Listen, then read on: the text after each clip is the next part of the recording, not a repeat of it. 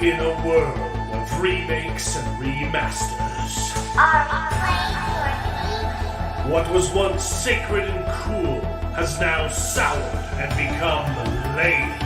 Red? Gone are the days of Paz and Cowabunga. Now is the reign of slurp juice and dabs. Kids these days don't even know how bad they've got it. Now it's up to the best generation to rise to the occasion and make a show that dares to go where a lot of other nerdy shows have already gone quite a bit. That's right. They're going to talk about it a lot.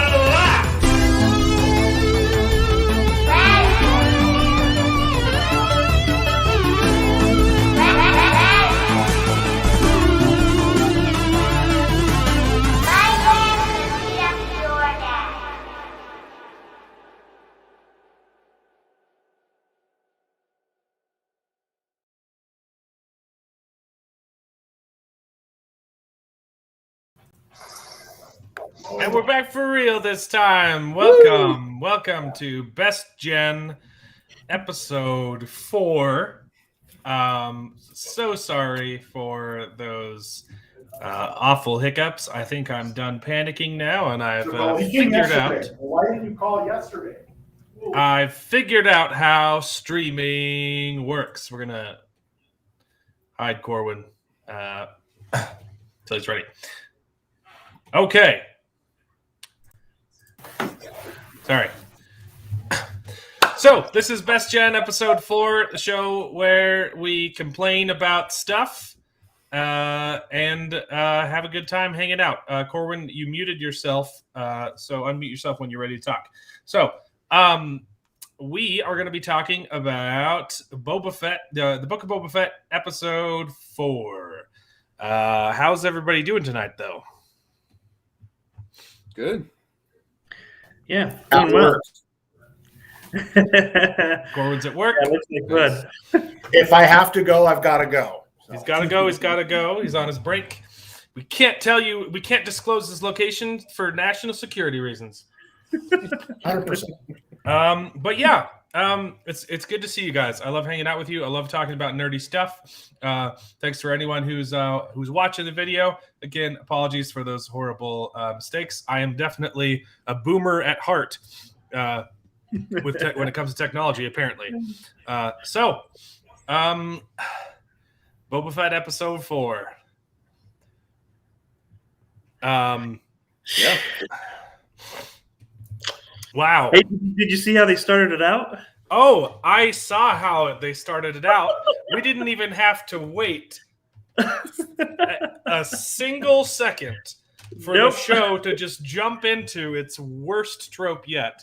It's flashback time, baby. And how do you wait? How could I possibly know that we're in a flashback, Jared? I'm a big dum-dum, okay? It's really hard for me to figure out continuity and timelines, okay? So it's really nice that this show will just hold my hand the entire time and explicitly tell me, hey, you're in a flashback. You know why? Because we're opening with the Bacta tank in case you haven't gotten it through your thick skull yet. It's flashback time. Yep. But thank goodness. I'm hoping at least, because there was the robot that said, "Hey, you're completely healed this time." So I'm like, okay, does that mean no more back? Yeah, that's my note. That's my note. I'm like, finally. It's so funny. Elliot, I'm streaming, buddy. Close the door. It is so fun. It was so funny that like they use that trope too. Now that he's gone through and reminisced through all of his memories, now that we won't need to be seeing any more flashbacks, he's done with the Bacta tank. You have fully healed. You have processed your grief. You are fully healed on the inside and out. Yep. Okay. So this great. show has just progressively gotten worse and worse with every episode. Okay, not technically. Episode 2 was actually kind of strong, but I don't think there's anything left to enjoy from this show, in my opinion. Like, everything that I was enjoying is done or dead. Was there anything from this episode you guys liked? Yeah, I actually really liked this episode. I thought this episode was what we've been needing. This episode is what I've been wanting all the other episodes to be. We got a little bit of the motivation. Granted, it should have no. You do not get to gloss over that statement. We got a little bit of motivation. Shut up. I've been saying this entire time. What we are missing is the main character's motivation, okay? It's 2 parts, okay? You need to know the character's want so that you know what his goal is, okay? So he has a want and an objective, okay? The want is what drives his actions, and the goal is what he's trying to achieve, okay? And they usually fuel each other. What did we get this episode, David?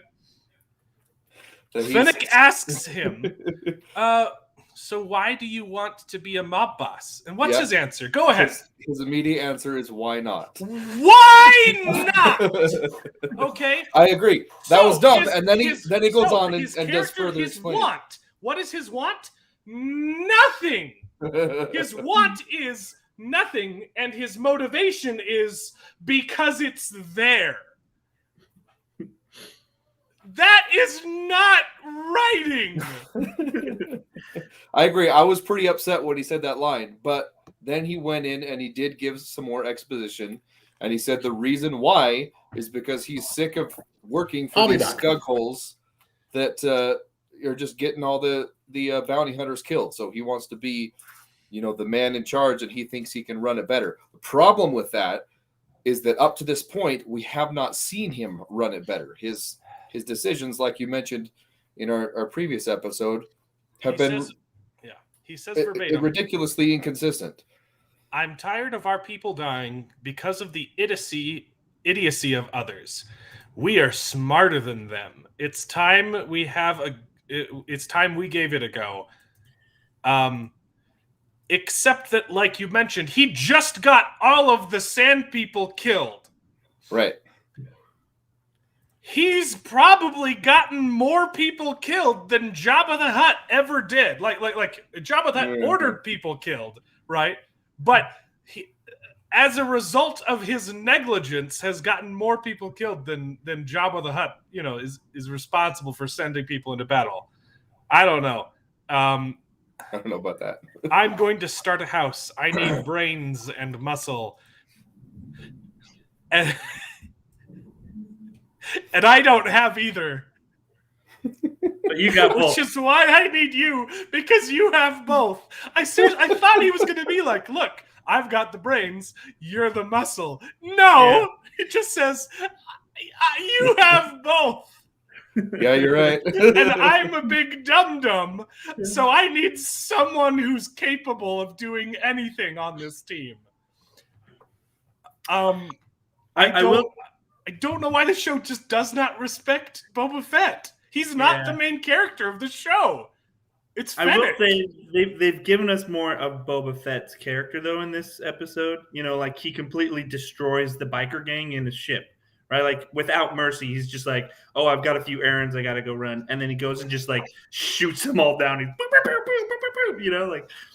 So I mean, that was definitely more of where I was like, "Oh yeah, that's Boba Fett," Even that got me angry though, because there was a scene previously when they said, "Oh, the biker gang killed them all," and then someone asked the question, "Well, you don't think that they were acting on their own, right?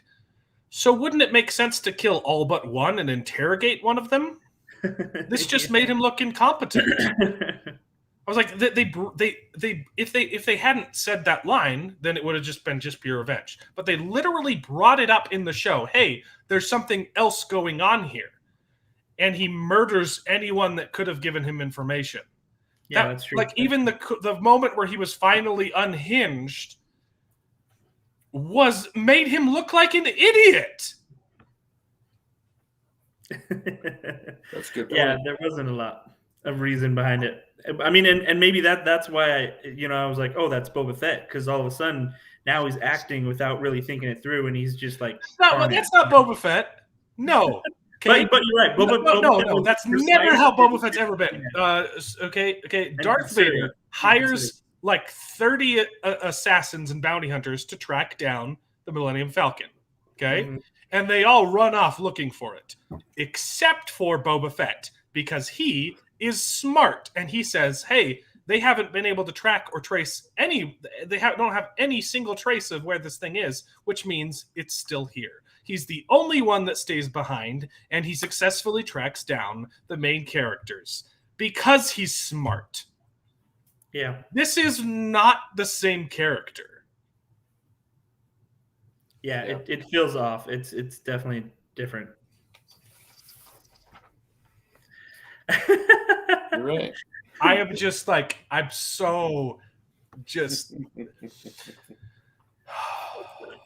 my wife watched this episode with me.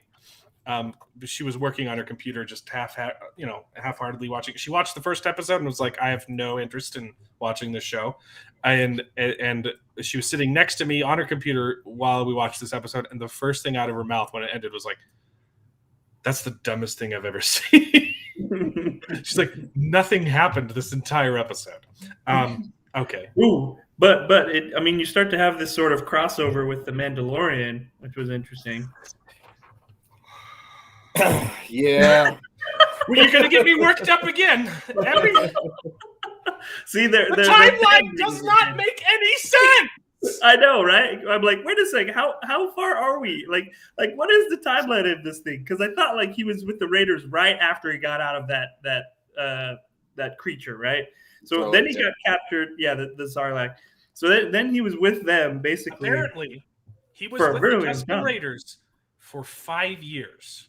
Yeah, it must have been. Yeah, because it said 5 years earlier. When he went to go talk to the Pike Syndicate, and he said, "All of the Sand People are one people," and he said, "We can handle these gangs, right?" And then he comes back, and his friends have all been murdered. It makes even less sense now, because he had 5 years to unite all of the Sand People. And he said that he'd done it, but he clearly hadn't, because he comes back and it's still just a small group. And now they're dead. Where are the rest of the Sand People? What was the point of any of the Sand People? Yeah, well, and especially because that's evident, because then when he does find Fennec, what's her name? Fennec, that's right. So when he does find Fennec, then he's like, "Oh yeah, like you're pretty much all I got." Like right? So it's no more like, "Oh yeah, I got all these Sand People that I can go back to," but it's like, no, you're basically it. So he literally just sat with them doing nothing for 5 years and waited for them to die before the thought ever popped into his mind, "Hey, maybe I should get my ship back." Yeah. That part didn't even make sense to me. It didn't show. What was he doing for 5 years? That out. How did he know that was there? He was just like, "Oh, he left it there. He was there." Yeah, I thought that too. But that's that's the last place he left it. He was. But it's been 5 years. Jabba would have junked it or sold it, right? It would make sense if he was going back immediately, but no, they've just messed up the entire timeline, and he's been waiting 5 years. The ship is not going to be there anymore. Yep. Or they will have hacked the codes, and they can fly it. Okay? This is the future. Yeah, that part didn't make any sense. I was like, wait, this is important to you. Why? I mean... Why not? Why not? Hey, Boba Fett, what's your character motivation? Oh, it's that I have no motivation. Yep. I just appreciate that they at least tried to explain something. It was more than we've gotten the entire past 3 episodes previous. Yeah, But I that agree. explanation is bollocks. His first line is bollocks, but the rest of it kind of makes sense. No, the explanation that people get people killed and now we need because they're dum-dums and we need smarts is demonstrably idiotic for him to say, because all he has done is gotten people killed. That's the one thing on his resume. It's right after captured Han Solo, okay? Captured Han Solo, mouthed off to Darth Vader, got people killed. And his excuse is, man, people just keep getting people killed. I can do better. Yeah, but the reason for his being killed, it's not directly his fault. It's the warring clans. So he feels that his responsibility to unite all the clans on Tatooine and make peace.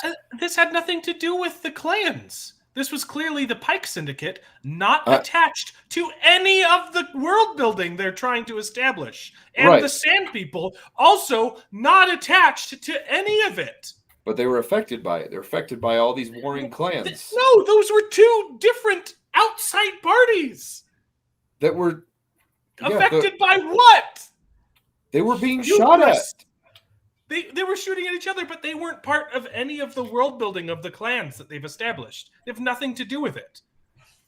Because they had a meeting in this episode where he talked to the clans, and they're clearly different parties. Right. From the Pike Syndicate.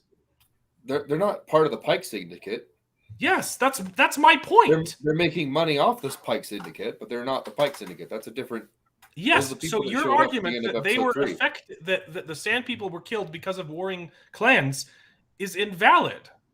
Right, because... It wasn't because of warring clans, it was because of the Pike Syndicate. The Pike Syndicate killed the Sand People. It had nothing to do with the rest of the world building. Right, and so what's the point? Because he figures that if he can unite all of these other clans and work together, they can beat the Pike Syndicate. They couldn't do it alone. When he could have done that with the Sand People! But he didn't. They died. They're dead. Just some of them. Just a small group. You saw the size of the camp. Yeah. And by the way, I went back and watched it, and the Black Ninja female Tusken Raider is not in that mix. There is one that has like a shadowed face, and it looks like it might be her, but I don't think it's her. I thought it was the one at close up done. That was the chief. That was the chief. Yeah. Okay. Okay, they all look. I mean, Lover is still out there. And so another thing though that I did go back and watch from The Mandalorian, because I was under the assumption that he was still with the Tusken Raiders. Yeah, I rewatched that. It just shows him standing there by himself. It just shows him standing by himself, and it's confusing because that's the episode where Mando fights the crate dragon with the Tusken Raiders, and then he shows up with the gaffy stick. And you think he's with the Tusken Raiders, but that was a long apparently time ago. he said that he united them all. So Yeah. he probably still was with. I'm sure they're going to bring the Tusken Raiders back now. Yeah, and it's going to make less sense. Yeah, she's probably survived and moved on with another clan, and then he's gonna rope him into helping them with Mando and riding the Rancor into town. And they're probably just going to show up at the end as a surprise weapon with no explanation, along with Mando, and then Boba Fett's going to be with Mando from. They've got to do it. They teased it at the end. Really, they teased bringing Mando back in? Oh yeah, you didn't hear that? What? I don't remember seeing that. Yeah, when Fennec Shand was saying, the right price, you can buy anything. You can buy any army and muscle or whatever, and then it plays the Mando theme. Okay. I see. Mando's coming. It's gonna. They're gonna team up for the season finale for sure. Well, they're definitely hinting at, hey, there's some crossovers, so you can see kind of how they're gonna join together. But the thing that I'm seeing is that, like, I'm a little worried about just their storytelling just isn't very cohesive. There's a lot of there's a lot of just big gaping holes, right? Like, that's the problem, is that there's a lot of holes, and they're not explaining the holes very well, and they're like jumping over like blatant obvious mistakes. Like, for example, so I mean, there's just maybe this is just me being picky, which I could totally see that that's the case. I don't think that it's being that I wouldn't call expecting competency being picky. But there's little things like, for example, when they first raid that that Jabba's hut, right, the big place where he's staying now. Yeah. They come in through the kitchen, right? Yeah. And the droids are talking English to each other instead of beep beep boop boop boop boop boop. Boop. It's, hey, what was that? I'm like, wait, what are we watching here? Like, yeah, but those are droids that were programmed to speak English. Like, yeah. you see the same droids in the original and sequel trilogies. Those particular ones, the kitchen ones, yeah, that speak English. Yeah, the same one, the one that it doesn't make a lot of sense. It doesn't make a lot of sense because they're in Jabba's palace and Jabba doesn't speak English. But yeah, no, one of them was in the sand crawler. One of them was in the sand crawler in the Jawa scene in episode 1, and then the chef one I think was in one of the prequel trilogies. In he might have been in the what's his name? The guy with the 6 arms, his buffet diner guy. You're talking about it's episode 2. No, not General Grievous. You're talking about the he cook. He was in that diner. He was in the diner in episode 2. The cook that Obi-Wan goes to interrogate to get information about Jango Fett. About Jango Fett. Yeah, I think that's the same. He's the one that sends him to Mandalorian, to not Mandalorian, to the water planet where they make the clothes. Yeah, so it's a chef robot, but we've seen those robots in the past speak English too. So well, because I know they have the one that's like his translator, right? Like, right. So I was like, okay, like I understand that some of them can speak English, but to have those ones in the kitchen speaking English to each other instead of just being like I was like, what the, like, that didn't make sense. And then the other thing was when it shows the first time he meets Fennec, right, and takes her to get cyborged, right? So it shows her when she wakes up, and you can like see all the stomach stuff like moving, which I'll hand it to him. It was good, like, you know, it was believable. You could kind of, you know, see how maybe the muscles might contract or whatnot. But then you never see that ever again. So I'm like, okay, what happened to that? Like, they covered up all the beautiful machinery. That's what they did. They said we're not going to do it, but then they did it because it's expensive. Right. So I'm like, oh, okay, that costs a lot to put on all that CGI. So of course they can't keep doing that. Yeah. Actually, that would actually be really easy to do. You would just have a segment of green screen clothing, and you could put in whatever you wanted there. Like, it would not be hard.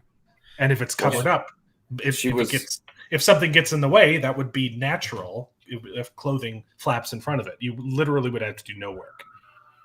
Yeah. So I was just a green screen bodysuit underneath the costume with a hole in it. Yeah, but you have to track that and replicate it in. That's not hard to do. That's easy. But it takes time. It does take time, and I understand. You know, as far as artists go, paying them for their time and their talents can be expensive.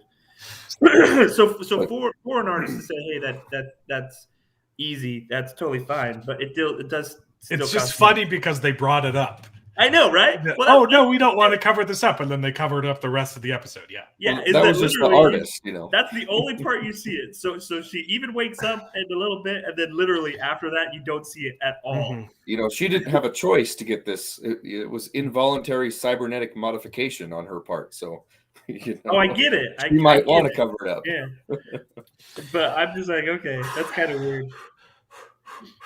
And then, okay. First off, okay. So here's two more things that I had. So Okay. first off, when he gets the ship over to that big worm, he's like, "Oh, this is where my armor's got to be." Obviously, really? Yeah. Does it really have to be there? We saw you crawl out of it with your armor on. He used it to crawl out. He used Right. his flamethrower to burn the Sarlacc alive from the inside. So I'm like, okay. And then instead of crawling out of the mouth of the clear, it showed the Sarlacc in that scene, like it showed his tongue like hanging out, like it was dead, and his arms were all crispy. Instead of climbing out the hole that's already there, he bored through the side of the Sarlacc and then climbed through just yards of sand, which is just physically impossible. Okay. To climb up through the sand. So at this point I'm like, how is the Sarlacc not dead? I know, right? I mean, and the rest of it would be moving still too, right? Like the rest of the mouth would be moving if it's still alive. But seriously, he did it consciously. He was conscious when he escaped. Yep. And he was conscious when the Jawas stole his armor. He tried to fight them. Yeah, right? That's why literally I was like, what is happening? Why is he going? He tried in to fight there? them. They zapped him, and then they took his armor. It makes the only reason that it's in the script that he thinks his armor is in the Sarlacc pit is so that he can have a cool revenge moment. And he doesn't even get that moment. Yep. It is also given to Fennec. Fennec vanquishes the Sarlacc pit. Fennec literally does everything in this episode. Yeah. Yeah. All of the cool moments, all of the cool lines are given to Fennec. Yeah. Boba Fett does nothing. And it says, next time, don't push my buttons. Yeah. And I'm like, that whole scene, I was like, this just doesn't make any sense at all. Like, I like the actress that they have for Fennec. I think she's a cool character. But they're making her cool by sacrificing the main character of the show. If you look on Disney Plus at the big banner for the Book of Boba Fett, he's standing behind Fennec in his own banner for his own show. I wonder if they're going to do a spin-off of her. They don't need to. This is her show. No, that's true. Why would they need a spin-off? Yeah, that's true. Excellent point. I like her character. Yeah. But at what cost? Yep. It's not really the Book of Boba anymore. But here's another thing too that I thought was interesting, and maybe again this may be just me being picky, but was it just me or was the glass of his airship like way too clean for being sitting there for so many years? Like 5 years. 5 years, and it was pristine. They've been dusting it the whole time. Yeah, I was like, it is wax way on, too wax off. clean. Yeah, like, same thing when he fingerprints, dust, like nothing, no cracks. Like it was way too pristine. Same thing when he climbed out of the sand and was all covered in muddy sand or whatever. His visor was just they did a shot through his visor. It was completely clean. I have another note. Didn't like. I have another note to bring up now since we already talked about the Sarlacc pit scene, and I don't want to forget this. Why are the controls for the ship not reachable from the cockpit I thought that same thing. I was like, why would you put a button up there? Like, she's like, I can't reach the button. Then why have a button? Yep, I thought the same thing. That's a big design flaw. They are two. It's not like his seat's in front and hers is in back. They're two cockpit seats, right, for a driver and a gunner, and she can't reach the button. Okay, David, you had a point. That's a good point. I also didn't like the fact that his ship was hovering in atmosphere upside down above the Sarlacc pit. Thought that was a little bit Had to wonky. get a good view. Because he didn't. The thing is, Boba Fett read in the script that the Sarlacc pit was going to jump up and grab him. Because for some reason, burning it alive from the inside and then drilling a hole through its side didn't kill it.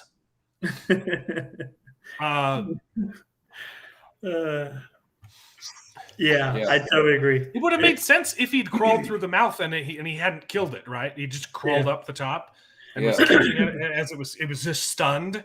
But no, he bored through its side to get out.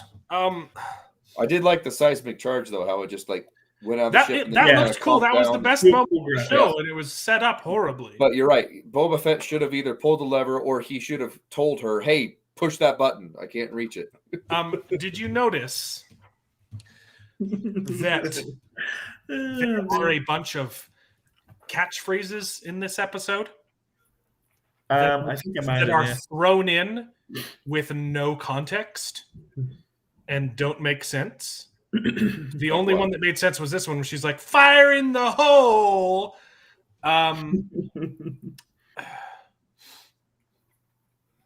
Yep, I definitely noticed that one. What was the other one? I've got them all written down, so we might need to go scene by scene now. So I mean, I've kind of been jumping around my notes like crazy. I know. I think I've been. Yeah. So while you're looking for that, I want to go back because we missed the we missed that ridiculous cat and mouse chase with the rat catcher. Okay, so let's go through the episode then, and we'll get to it. Okay, all right. Okay, so it opens up with him saying,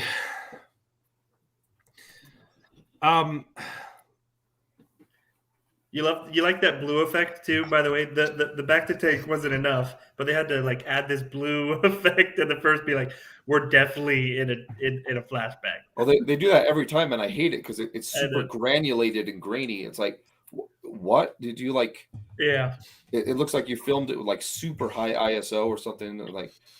So he's scoping out. He scopes out.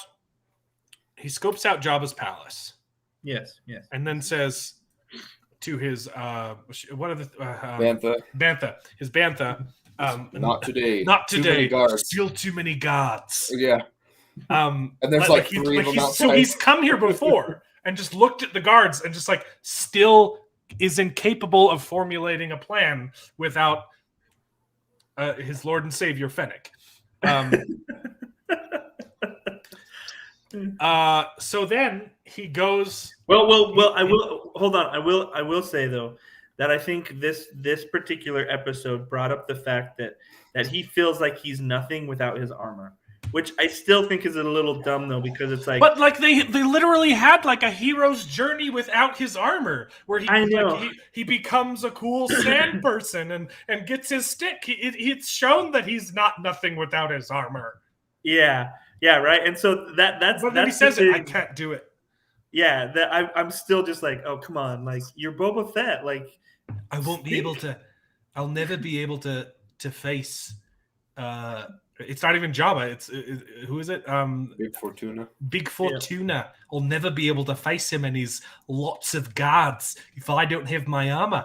Even though we really built up this fancy stick that I got, it's not enough. It's not enough, mate. Yep. He's got to have his armor. He's worthless without it. Well, actually, can I just say something too? Yeah. Sorry, I know I've been interrupting, and this is why we've been jumping a lot. Is because that's the point of the show.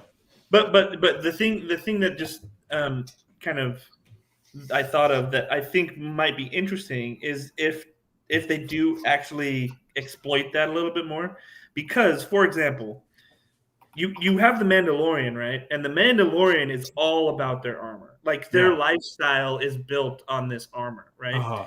And even in the let me guess. So you think there's going to be a point in the show where he gets captured and they take his armor off, and then he pulls out his stick and he beats everybody up and says, "I'm not just my armor."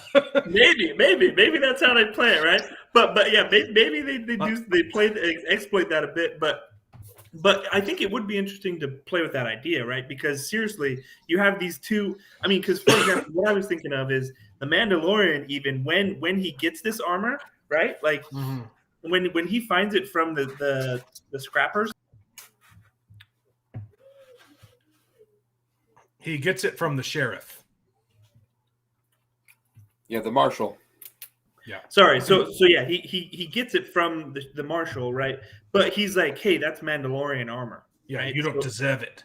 You Yeah. can't wear that. Oh no, he's sorry. Mandalorian's not Australian. No, he's not Nazi. Yeah, but yeah. So the Mandalorian recognizes this as being Mandalorian armor, right? Yeah. And I think that at least raised the question when we first saw it, because we all recognized it. We're like, oh yeah, that's Boba Fett's armor.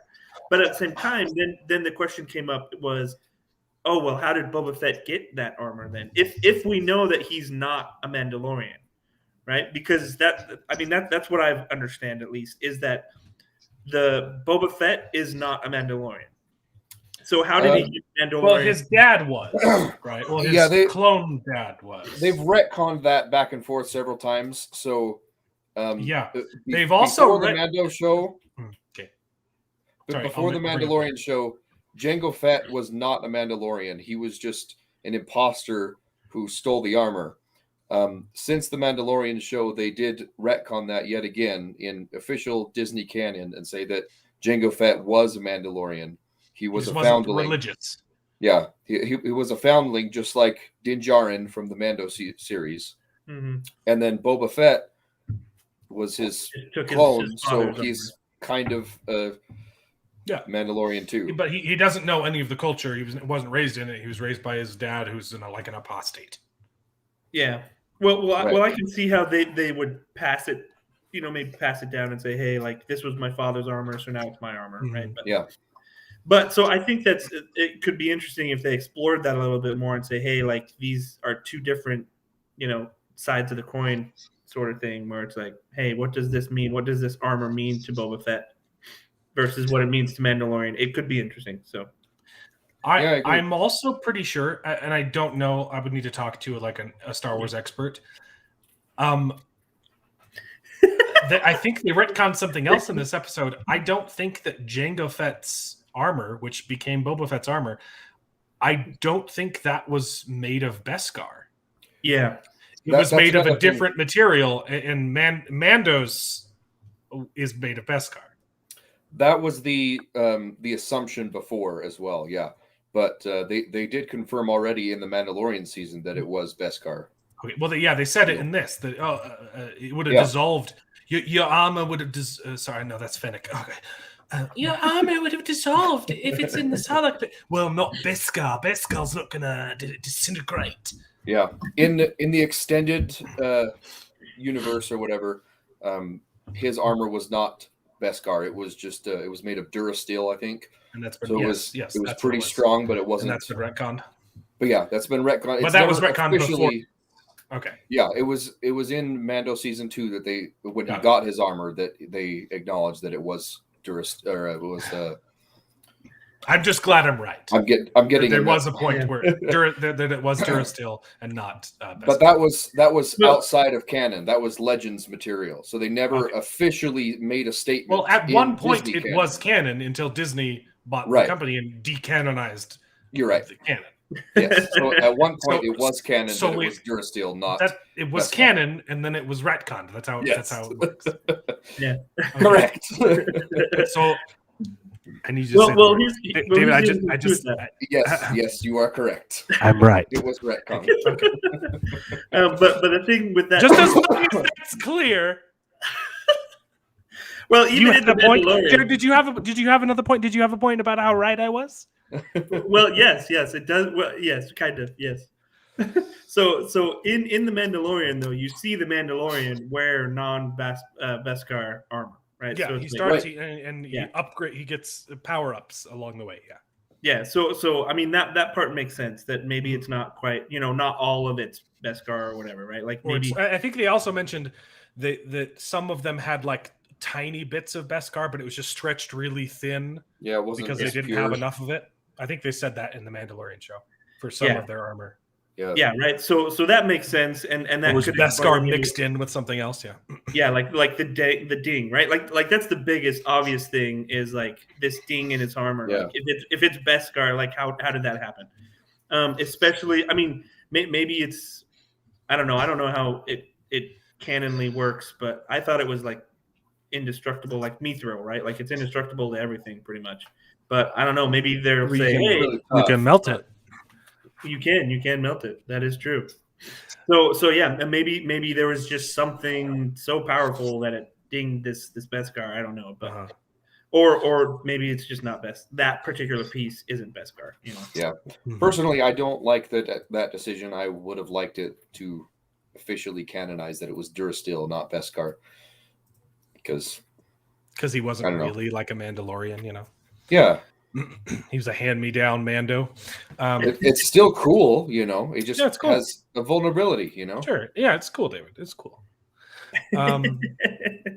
Okay, so he doesn't know how to make plans about how to get his armor back without, a strong female character by his Yeah. side. Yeah. And I know I raved about this last time, but can I complain about the lighting again? In the Sure. Jabba Palace rescue scene. No, before that. I mean, it didn't bother me that much, but I think you need to check the levels on your TV or something, because I'm not having an issue with. It didn't look that dark to me. You can. This is from my computer. You can tell what's going on here. yeah, he's in the dunes and he's Yeah, that's the. This isn't I mean, even the bad scene. Okay, so he's sitting. There's a fire, right? There's a source of light, and they're not even using it well. But it gets worse. Okay, this is when this is the one of the worst Mandalorian episodes. Which, in hindsight, I sincerely apologize for ever having criticized anything about the Mandalorian.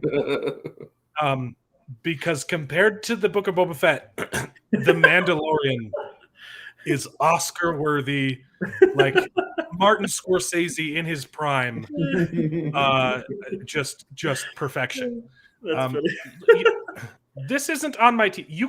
That is dark. Yeah, You that can is see very dark. this, David. It looked fine when I watched it on my TV.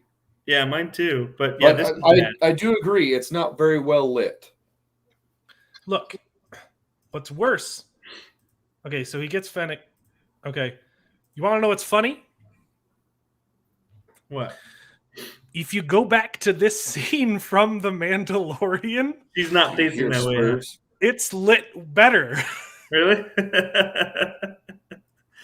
Look, this is from The Mandalorian, and you can see everything. It's not the best lighting; it still has its own issues. Wait, is But this you really can. This is from The Mandalorian. Oh, the little snippet at the end. From This is from The Mandalorian. Yeah. This same shot. This is from the Book of Boba Fett, and it's horrible.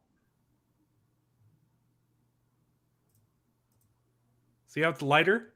Yeah, it is lighter. It's not. Yeah, you're It's right. not much, but still, this is not how you light a scene. It makes it really hard to see. I had to go turn off all of the lights in my house to be able to see what was going on here. Are you watching TV with your lights on? Maybe that's the problem. There was like a kitchen light on, like upstairs. Okay, but then look, the next scene is lit well.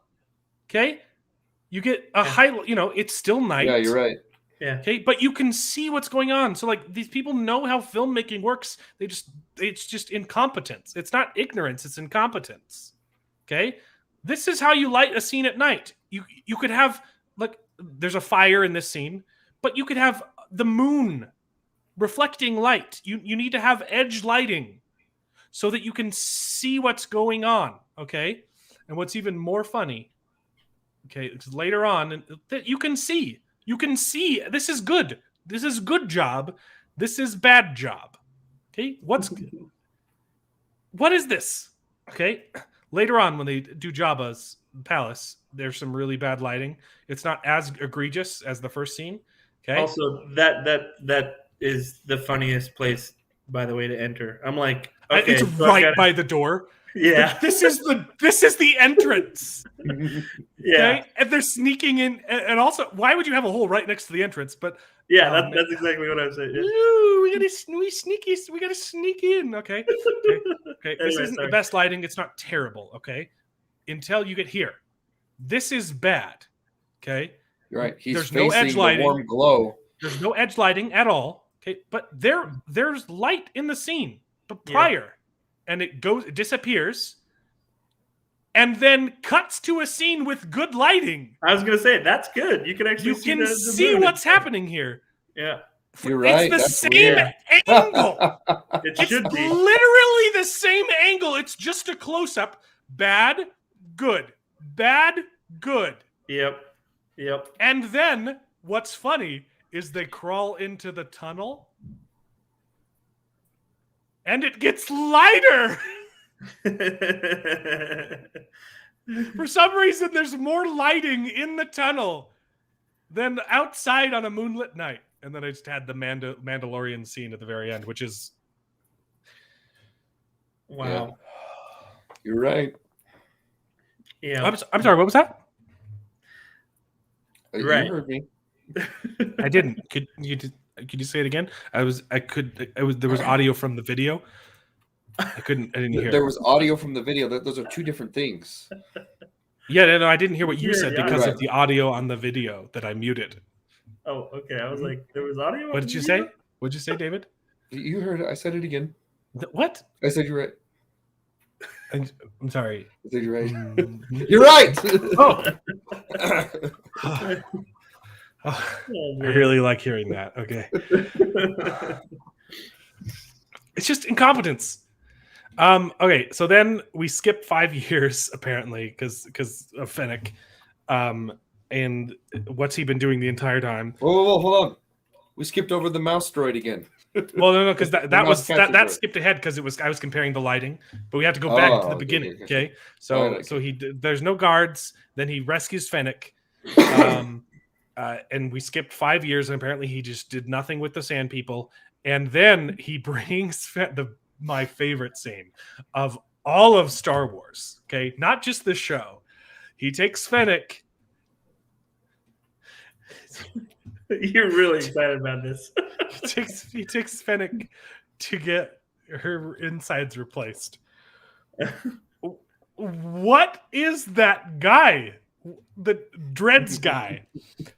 What am I looking at? Like, this looks nothing like Star Wars, and to top it off, they're playing Matrix music while it's going on. It's like, I'm a fire starter, terrific fire starter. You're like, like the scene where the characters, the music, nothing that's going on felt like Star Wars at all. And wow, that guy was sassy. But he had a protocol droid for a hand. Oh, yes. That Star Wars right there. Okay, That's Star Wars. right. Slap a Star Wars sticker on a pile of poop and call it Tatooine. Okay, so Yeah, I agree. and then Again. from that scene, we get the scene that I showed at the end of that with comparing the lighting. Okay.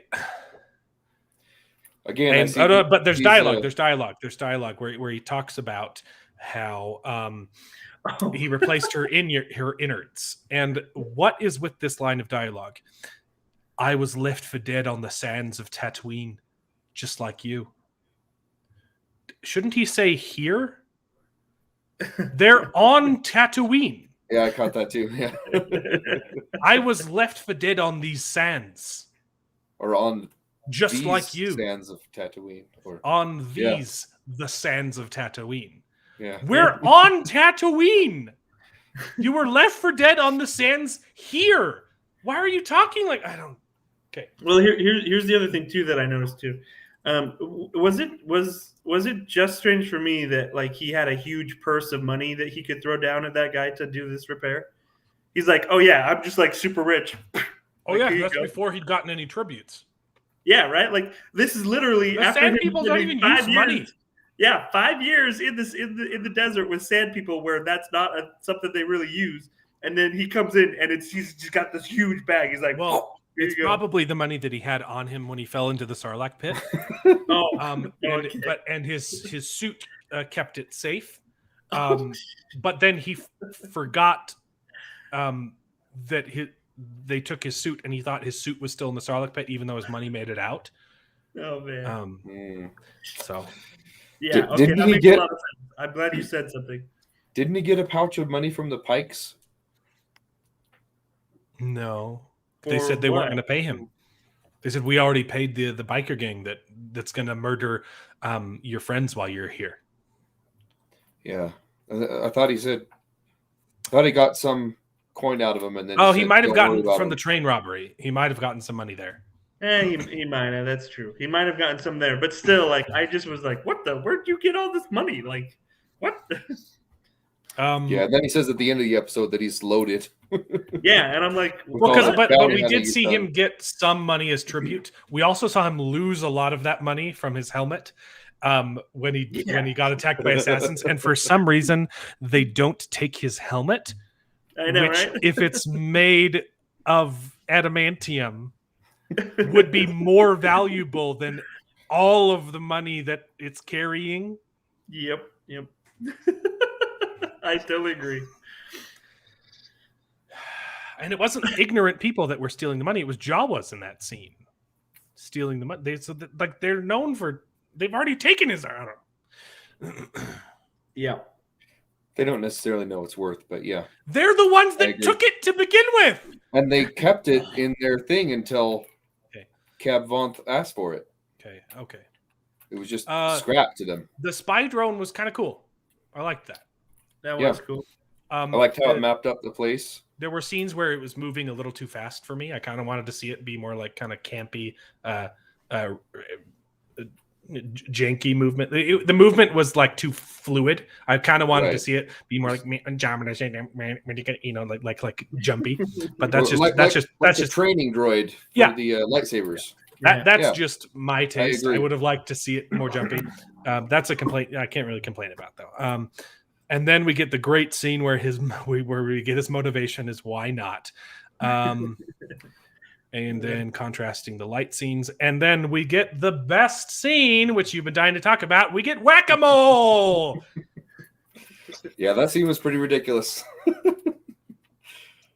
I think, but like how it ended didn't make any sense. I know. He's like, "Do you know who I am?" And he just like commits suicide. And then just turns himself off. Like, what? I was like, even So the robots don't respect. Boba the Hutt. Look, do you know who I am? Oh, you're that guy we're not supposed to respect. Yeah. I don't even know what the scene was trying to accomplish. I don't know what it was for. Yeah, it was so weird. And then even right before that, where they sliced Fennec went behind the other droid and sliced his head off when he was doing the General Grievous spinny thing. You know what my wife said when that happened? She said, "Oh, that could have been so cool." Yeah, it could have been a She cool just fight comes scene. behind him and cuts. His Also, neck how off. did she teleport behind him? Right? They both came in the same way. Yeah, but- well, I was like, I mean, wasn't he flinging knives and stuff around? Like, how did she even get behind him? Like, I don't know. Well, we all know that, just people can teleport in TV now. So, Yep. And his response after the robot turns himself off is quick little bugger. Like, that was like one of those catchphrase moments I was talking about. What a quick little bugger. And I was like, but what is it? What does that mean? Like, I don't understand what anyone was doing in that scene. And then they get to his ship. And then people show up. And instead of getting on the ship, they run the other way. Yeah, behind I noticed cover. that. I was like, As soon why as- not as just? soon as people You were came, they standing split up. next to the ship. Yeah. You could have just jumped on the ship and gone. And instead, they run the other way to get undercover. Yeah. Yeah. Well, Yeah, go ahead, Dave. I would say, yeah, there was that one scene. They were both standing there pretty close to the ship. And then they see the guards come and say, let's go. And they go separate directions, both of them not towards the ship. I'm like, go where? What are you doing? And again, Boba Fett jumps in the ship and is just driving the whole time, and Fennec is doing all the cool stuff. Yep. And the thing with Fennec in that scene though is like it was so impractical. There were seriously so many times where she was behind cover, she's like shooting, right? And then she's like, poop, now I'm not in cover. Yeah. And like, I'm like, She stays there to shoot people. Yeah. I'm like, wow, that is the worst way to defend yourself ever. Okay, is to and jump then out. we got another catchphrase. She gets in the ship and says, "Next time we stick to the plan." Yeah. Oh, Which there's was a next what? Yeah. time? Well, first off, what plan? They didn't necessarily have a plan. And the only thing they said was, we're going to go in and sneak in and get the ship. How is what they did not following their plan? They wanted to throw in a line of dialogue here with no context because it sounded cool, but it doesn't make sense. And this happened all the time this episode. They were constant like, oh, don't touch my buttons. Next time, just stick to the plan. And I'm just like, you can't just, that's not how dialogue works. You can't just throw in a quippy line with no context and just expect it to work. I agree. Yeah, saying things with no meaning. When did their plan go off script? Their plan was go get the ship. They went and they got the ship. When the alarm went off, apparently. Oh, next time. That wasn't the plan. Right, that wasn't the plan. Yeah. So then they take the ship to the Sarlacc pit because for some reason he thinks his armor is still in there. So And weird. then we finally get an explanation for why he needs the Bacta tank. Oh Because yeah. he went dumpster diving. And there was some acid on him. Why not like show it like burning him, and he has to ditch his cloak, his precious cloak from the Sand People. If it came out and it was smoking, he's like, look, I'm willing to do this to get my armor. Still would have been stupid because he knows his armor is not there. But if he comes out and he's smoking and he's like, oh man, I've had to make another sacrifice. Yeah. Yeah. Yeah, that would have been good. Because like during that whole scene, I was like, wait, like what's happening? Oh wait, you're getting burned by acid? Wait, what? Like I don't see any of that happening. Like what is going on? It wasn't like until they said, oh yeah. And then she says that line, what you need to find is a Bacta tank. And I'm just like, Oh, yeah. no, please, no, not the Bacta tank. He needed it because of the acid. That's why. We know because he was on acid the whole time. And then we get the line, I'm tired of people dying because of the idiocy of others. Literally the only thing we've seen Jabba do is get others killed. I need, and then that scene, I need brain. If I'm going to stop my own house, I need brains and muscle.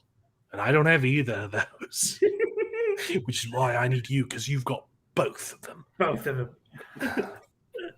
Living with the Tuskens has made you soft. No, it's made me strong because I got them all killed. And that gives me a good backstory, you know? It's so strong that I want to rule with the utmost kindness. I want to rule. It's made me And strong. respect. It's made me so strong that I want to rule with kindness. Yeah. Yep. That's what I That wrote was down. another moment where he's like, where they tried to have like a cool dialogue moment with it. No, this made me strong. And I was just like, it just didn't make sense. Yeah, I agree. But we finally, we're done with flashbacks after that. I sure hope He's been healed all the way. No, we're not going to see any more flashbacks. There's nothing to flashback to. And I wouldn't put it past him, but I'm hoping. And his emotional recovery is tied to his physical recovery. He's done with both things. We don't need to see the Bacta tank anymore. That We don't healing need to see takes flashbacks anymore. a lot longer. Unless we get a love scene, then I would like to see flashbacks. Bring back the sexy ninja black. That's Black the only. World Tusken Raider. I would take another Bacta tank transition. That is a conceit I would be willing. But this time, give up. both in the back to take. If we, ow! No! The back to take love scene. I've got to see the female Tusken Raider. She's so strong and powerful. Oh man. Yeah. So then we cut to the future, and we get to see what's his name, Wookiee boy, David Chrysanthemum. What a dumb name. Chrysanthemum. Chris Angel. So we get to see Black Wookiee, and he's mad for some reason, and it doesn't tell us why he's mad. Yep. But good news, he remembered how to kill people. Yeah. He remembered how to kill people. I was ready to be so angry at this scene. It makes it worse though from before. Yeah. You're right, but I was just pleading. It was like, please do not let this barmaid spank this Wookiee. Like, please. And he rips off the arm. I was like, yes, please, thank you. I was happy. Chrysanthemum, you naughty Wookiee, come here. She puts him over his legs. Bad Wookiee, you are not being nice to my guests. Yeah. He still was growling though. I thought that's the way it was going, and I'm so glad that it didn't, because I finally got to see an arm ripped off. That being said, and the show just like frowns on it, like, oh man, that idiot. Yeah. The reason why he's mad at these Trandoshans is Wookiees and Trandoshans have a bad history. I'm assuming that they're the ones that turned him into a gladiator and made him a slave. It kind of hinted at that. There are a lot of slave traders. Yeah, it did. There was that scene where the Trandoshan brings Boba Fett a Wookiee pelt as tribute. Oh, okay. But yeah, that's something. It's behind the scenes that the Trandoshans so then, like, are slave use traders. that in the previously on this episode that Trandoshans kill Wookiees and they hate them. Like that was such an awkward transition. I was like, look, I haven't read all the comics that David has. Why is he mad? It just cuts. Yeah. It just showed them drinking and having a good time. I was confused. The best thing I could get, the best I could guess was like, oh, he doesn't have any friends. And he sees them have that's friends. True, too. That's why he's sad. He has sad because he doesn't have friends. Like there was just no explanation for him. It's just, why is he mad? Tell me, so I can invest in the.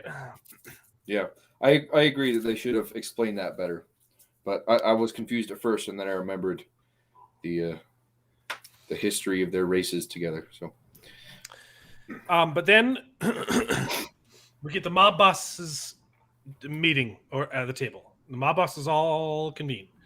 The ones that we care so much about, and they've built up so much, and they're very important to the story. But it turns out they're not important at all. And Fennec gives a recap to not to the people at the table, to the audience. And this was exactly what I was saying before when I was making fun of the clunky dialogue. This is like the epitome of bad exposition dialogue, of bad improvisers setting up a scene. Like, as we both know, this is the information that we are privy to, and we are stating it out loud for the audience's sake. Right? It's so awkward. Okay? Yeah. And what's his plan? What is Boba Fett's big plan with the mob bosses? Overthrow the Pike Syndicate. No, what's his big proposal? He says, I need your help to overthrow the Pike Syndicate. And they say no, and he says, oh, okay. So what's the big twist? What's his plan? Just don't stab me in the back. Please don't betray me, guys. Yeah, just don't stab me in the back.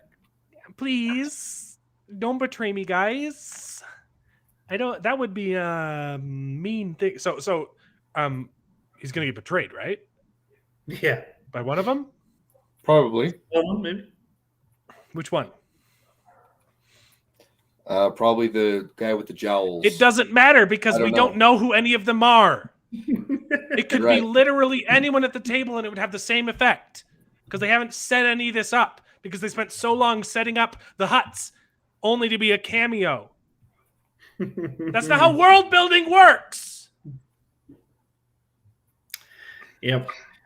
Yeah, I agree, but I don't know. I did like the scene. I like the dialogue. I mean, not the explanation. As we both know. Yeah, not that expositional dialogue, but I liked the negotiation and discussion between all of them. And I don't know. I like that part where he said, you know, if you're not going to help me, you know, I'll do it myself. Just, you know, Please. don't get in my way, or Please. you're going to find yourself on the wrong side of the winning side. I don't know. Me in the back. I thought that's how they were setting up Chrysanthemum to be like, well, what's to also he doesn't answer their question. Which question? The question is well, what can you do? Yeah. Like why do we trust you and you don't have any power? And all says, why don't we just kill you and then take all the power? And he doesn't. And then the Rancor shows up, right? That was like his show of force. I thought that's why he gave Chrysanthemum a job, was to be his muscle, right? But there was another question they asked. Oh no. The question they asked was, why should we let you destroy the Pike Syndicate? We're making tons of money from them. Yeah. He doesn't answer that question. He just says, because I have a Rancor. But that doesn't answer the question they were asking. And then afterwards he says to Fennec, they should be smart enough to see that if left to their own devices, the Pike Syndicate will just take over this whole planet. But like, would they care if it made them rich? No, of course not. Would they care? Yeah, that's a good point. Isn't that what he's trying to do? Take over this whole planet? Why does it matter who's in charge? If these people make money, that's all they care about, right? They're not willing to invest in the war. All they care about is their bottom line. They're mob bosses. Who cares? Yeah, he didn't have a very strong argument going into that, did he? He's just like, oh yeah, I've got a few people behind me, and the show thinks that it is incredibly clever, because the punchline was, we're sitting on top of a Rancor pit, and guess what? It's not empty this time. There's one in there. Remember that scene before when you thought there was a Rancor in the Rancor pit, and it wasn't, and I used that as an intimidation tactic. I call this time. There's, yeah, David. This time there's a Rancor in the Rancor pit. That's the punchline. That apparently the Rancor answered all of their reservations. Yep. Don't understand. And he also, didn't answer the questions. That little thing of meat that he gave the Rancor, man, that Rancor must be starving. There was no meat on it. It was just bone. Okay, all you're giving him is a bone. That's all you're giving him. Like, I thought you cared about this Rancor. I know. It can be quite loving. And respectful. He's gonna... I don't know. I couldn't think of a joke. But, yeah. So that's... Oh, and then he apparently has tons of money to buy an army. Except that if what you're saying is true, David, his army is just going to be one guy. Well, one guy that's also now the leader of all the Mandalorians. Is he? Yeah. It's not like no one was there to see him. It's just doesn't matter. So okay, so it's going to be all the Mandalorians. Maybe. They might not all want to follow him, but yeah, technically he is the leader of all the Mandalore. But we saw like 2 people bring him tribute, and then he lost the 3rd tribute from the brothel lady. Yep. And then the other people refused to pay him tribute. Oh no, he did get 3rd tribute. Eventually, he did get money from the mayor. Yeah, but that's not enough. That should not. But he also. I'm assuming that's like a monthly payment, right? Like it's protection money. It was. That's how mobs work. was implied that money Three was monthly payments is enough to fund an army? It was implied that money was from his bounty hunting days, not from the What? tribute. How? Because he says, I have enough the money saved. that he has? Yeah. That wasn't stolen in the last 5 years? Where does he keep his money? I don't know. Did he keep it in his ship? Imperial credits. Ooh, maybe. The doors of his ship were open. They didn't find his money stash in 5 but you don't know what ships years? Are. They got all those nooks and crannies. You can, they showed smuggling in ship. In Star Wars, 5 all those- years, you could disassemble the entire ship if it's apparently hiding a mountain of cash. Yep.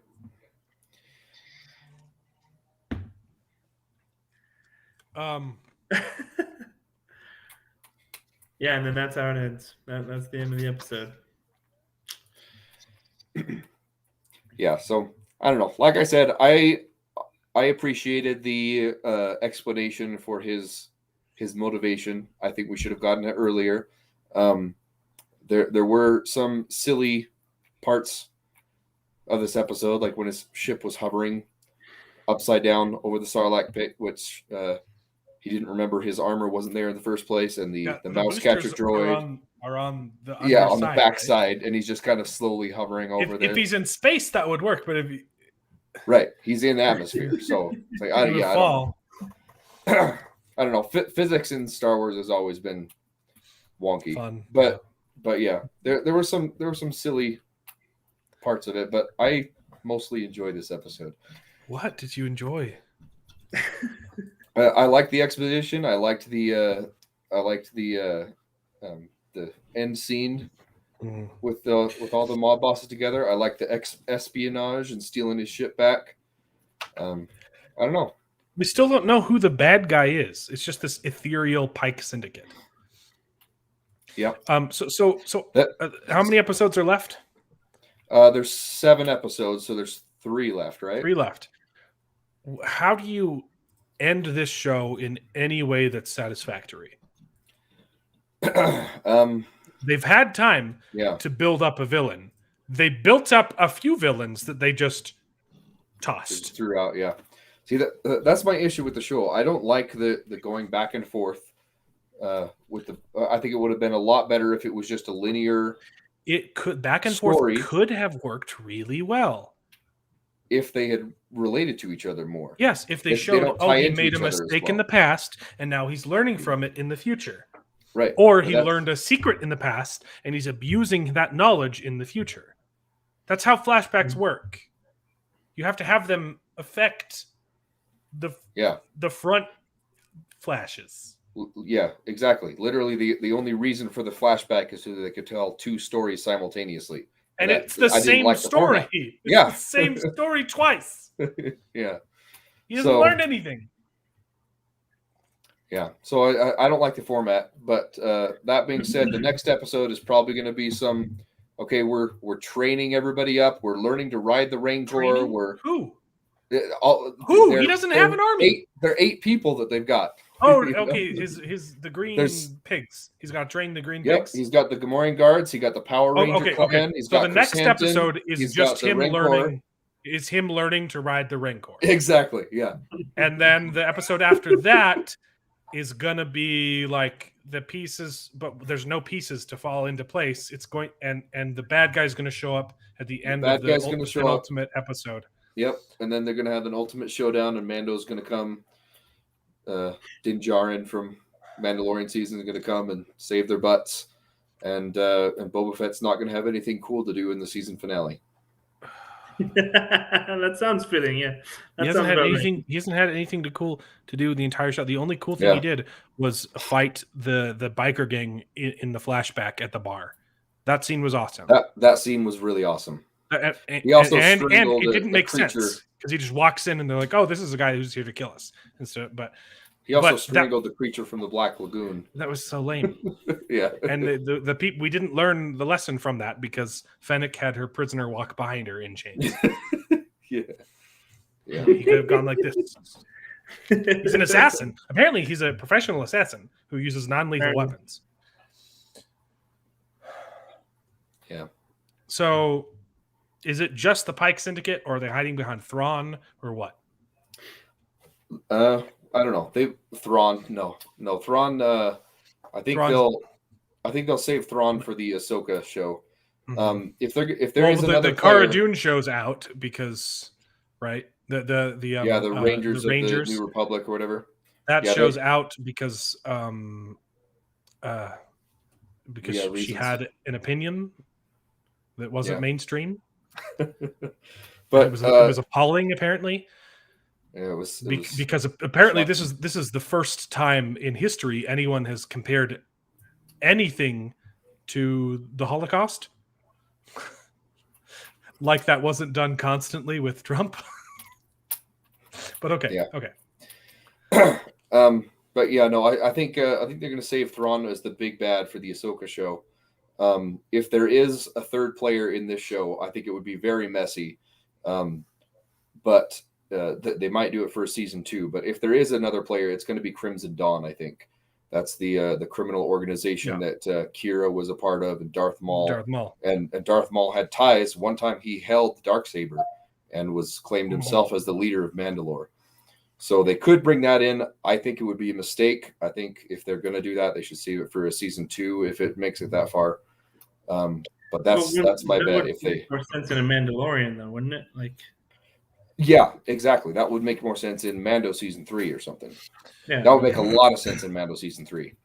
Yeah. Because it's all about the Darksaber. He just found that thing. He's, technically the leader of Mandalore. There's a lot of stuff. Hey, Corwin. He's back now that we finished talking about the episode. It's Sunday. It's WWE Fight Night. Didn't you know that? Was there a WWE fight on the streets? It wasn't a WWE fight, but a gun was involved, and oh wow! Well, that would be a People's first. Nightmare is my Sunday, apparently. So that would be a first because there haven't been any guns in this show. Yeah. Okay. So. Oh yeah, we just finished talking about the whole episode, but you haven't really told us your thoughts on the whole series. Okay. It suffers from an extreme what's the word I'm trying to look for? Pacing problem. It suffers from an extreme pacing problem. I don't know if anybody saw The Witcher. I don't know if you guys saw The Witcher. The first season 1, it had a really bad pacing problem as well. Yeah, like you didn't know if you were in the past. What was that? Jumping between timelines. Yeah, and you didn't know if you were in the past or if you were like at the current, and there was no like little magical mystical something to like give you that hint. But this show's really good at telling you when you're in a flashback. And it still tells you doesn't about the whole time. 100%. I really want to like it, but they're killing Boba Fett for me. Like, I am trying so hard to like the show. I want to like this show. I'm not even a big Boba Fett fan. Boba Fett. See, I can't even. I'm a huge Star Wars fan. Like, contributed to Wikipedia. The fact that I know what Wikipedia is telling you how big of a nerd I am. Yeah, there we go. But they have ruined his character. I feel like they're trying to do this. He's a leader, and so he has like followers under him, but at the same time they're making him weak. Like he's not this powerful BA Mandalorian bounty hunter we know and love. He's this old, weak, frail man. It's killing me. It's killing me. Yeah. Some people have some, and then on cinema like this, the effects are really good. Just like they were with The Mandalorian. I mean, you can argue, it's not going to be frickin' Guardians of the Galaxy Marvel effects, right? This isn't a $300 million movie. They've got to do 30 million, 40 million over 10 or 12 or 30 episodes or however much they're doing to it. But, I mean, the effects are really good. Some people complain when the arms are off. There was no blood. There was no this. It's Disney. Yeah, like, it's not going to be blood. The also, lightsabers don't make blood. First episode chopped a dude in half with a door. And they didn't show like the blood, but you still got He didn't get chopped in half with a door. He was fine at the end of the episode. Somebody got chopped in half in the beginning of the Mandalorian by a door. Yeah. Mandalorian season? Oh, the first episode. Yeah. I thought first you were episode. the prison break episode. They did it again, but he didn't get chopped in half. He was fine at the end. Yeah. But anyway, so that's just kind of my overall, that's just kind of my overall thoughts on the Mandalorian, or not the Mandalorian, but the Book of Boba. Yeah. I want so bad to like it. The acting is so. There's some good, there's some bad, but I just feel like they're really distracting from what's important, and that's making an underground Boba Fett gig, Godfather. Yeah, and Yeah. the thing is, Making a Godfather. They didn't have to make Boba Fett cool. Boba Fett was already cool. Oh, Everyone yeah. loved he's got like 10 seconds of screen time in the original trilogy, and everyone loved him. He became a fan favorite. Like, people cosplay as Boba Fett probably more frequently than any other Star Wars character, except just like Agreed. generic Jedi, because all you need is a robe, right? But Agreed. like, probably the most cosplayed Star Wars character of all time. Everyone loves Boba Fett because he is cool. You didn't need to do anything in this episode to make him cool. He already was. All you needed to do was just have him be Boba Fett, and the show has just done everything to make him uncool. Yeah, they're really taking away from his character. Like, I get the whole concept. I don't even complain about, right before I left, someone had mentioned, I think it was you, Alan, that was like, hey, why do you want to be a gang boss? Why do you want to be a crime lord? And he was like, well, why not? I don't mind that, actually. Like, I don't like, why not? Like, he's done everything else in life. He's shared mimosas with Darth Vader, right? Like, he's probably done everything to and from to all the Twilight dancing girls. He's fought every terrible evil thing and or just powerful thing in the galaxy. Like, Mandalorian's whole concept of being a Mandalorian in the lore is, at least after all, like the Mandalorian Wars, the Republic, and again, we're getting into super nerd stuff, but Mandalorians are kind of like, they just like to challenge themselves, right? Just give me a challenge and I'm going to do it. And it's kind of the same thing with the Mandalorian. Like, here's your quest, take this child and deliver it to the Jedi. Oh, by the way, there's only like 2 or 3 Jedi left in the entire galaxy. Maybe go find him. And the Mandalorian's like, yeah, that's a quest I can handle. I'm a tough guy, right? And it's the same thing with Boba Fett. Why not? I'm okay with that. I'm just disappointed, like you said, Alan, with how they're making the most iconic character of Star Wars into almost a little boy. And I get they're trying to explore his background. I get they're trying to give him more character than just that 10-second screen time. Even in his background, though, the focus was on the Sand People, not him. Oh, I know. I mean, like I said, the pacing and the writing drives me nuts. But if they need to improve the show, if any of them listen to this, which I doubt, but maybe, who knows? If any of them listen to this, fire Kathleen Kennedy #1. Just get rid of her entirely. She's destroyed the Star Wars. That's an episode for another time. You need to get rid of her entirely. You need to get rid of everyone surrounding her, anyone that she has hired entirely. And then to fix this show specifically, they have got to bring back the Spartan aspect of of Boba Fett. They've got to bring him back to his Mandalorian roots, to where he was like in the Mandalorian when he meets the other Mandalorians and they look at him like, you're just this filthy clone, and he gets in a fight with the other Mandalorian, like 3 of them, and he's still kicking their butts. That's what they need to bring back, and that's what the show is missing. I agree, and I know they can do it. He's not stoic. Yes. Yeah. But like he didn't need he had like 3 lines of dialogue too. He didn't need it, because he was imposing without speaking. In this, every time he speaks, it gets worse. But then they bring in, I have to mention this, I know this was last week, but there was a small little section in the beginning of the episode. Then they bring in the Power Ranger bike riders. Oh, yeah. Good Lord. Who in their right mind was looking at this and like, hey, I know, let's design this fits in the Star Wars universe. And the Mighty Morphin Power Rangers can be part of the Book of Boba. Like, what are you, like, there's a pink one and a red one and a green one and a blue. What? Yeah. Well, they had those and the goth chick. Don't get me wrong, everybody loves the goth chick. Born and raised on Tatooine and is as white as she is. Please. I was called Snowflake through high school because I was too white to be called Cracker in an all-black school. Okay? So I know, but at least when I was in Mexico for 2 years, I came back. It took me 2 years not to be pink, but I came back tan. Yeah. Yeah, she's like this premium porcelain skin. I always wear loose-fitting clothing because we're in Tatooine. And oh, by the way, yeah, I'm as white as a Crayola crayon. silky smooth. Well, I'm just shocked that they didn't cast the POC. Like, Gosh, they're killing this. Okay, what are we talking about now? we just finished talking about the whole episode, and we were you coming in was perfect because we were talking about general vibes and how what we were specifically discussing where the show can possibly go now that would end in anything that would be satisfactory, because we don't really know who the bad guy is other than this ethereal Pike syndicate. They don't have a leader. It's just a group. There's no bad guy. And we were just trying to speculate where the series is headed. Yeah. It would be interesting to see them do something. And this is after, so they couldn't bring Darth Maul into it because if you're a nerd like me, you know that Obi-Wan Kenobi killed Darth Maul on Tatooine right before the beginning of episode 4. Spoiler alert. Hey, if you haven't seen the Clone Wars at this point, That's not the Clone Wars, the Book of Boba, or not the Clone Wars, but that's Rebels. Rebels. Yeah, if you haven't seen it at this point and you're a Star Wars fan, grow up. Go watch I've seen that scene. It's animated. I can't watch it. The animated shows have more character building and more awesome stuff in it than all of episodes 7, 8, and 9 put together. Lord, let's not get into that. Agreed. Pile. I want to talk about the sequels, but maybe on a different episode. Maybe doing something with the Black Suns and some of the underground crime syndicates that have fallen apart.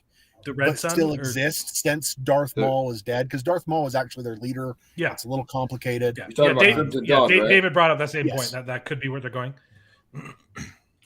But that's what they need to do. They need to bring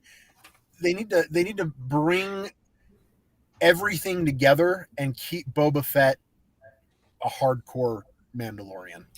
Even if he finds his, you know what? Even it was cool if he just had an episode where he's like, I don't want to be nice. I'm done being nice. I'm done being, I'm just, because I mean, how it started. Remember the trailer? He walks into Jabba the Hutt's castle and like kills a whole bunch of people, and then sits down with our sniper lady from the Empire, and you're like, this is awesome. That wasn't this show though. That was the Mandalorian season 2. That's the problem. Back when Boba Fett was cool, and he was way too cool in Mando season 2. I thought that was the trailer though. That was the trailer that they used. It was the post-credit scene. Yeah, right. Post-credit scene. They're using that to set up the Book of Boba. Yeah, and, right. But that scene wasn't part of the show at all, except in a flashback for like a second. Yep. Yeah. And that was cooler than the episodes we've seen so far. Yes. Oh yeah. That stinger at the end of Mando is the best of Boba Fett we've seen. Yeah, for sure. Yeah. Except maybe the one scene where he fight in the flashbacks where he fights the bike gang. Yeah, that scene was awesome. That scene was good. I mean, the action's not too bad. The action throughout the whole thing it's decent. It's not. It's just some. It's just not. It's not Boba Fett doing the action. It's Fennec. Yep. Bingo. Yeah.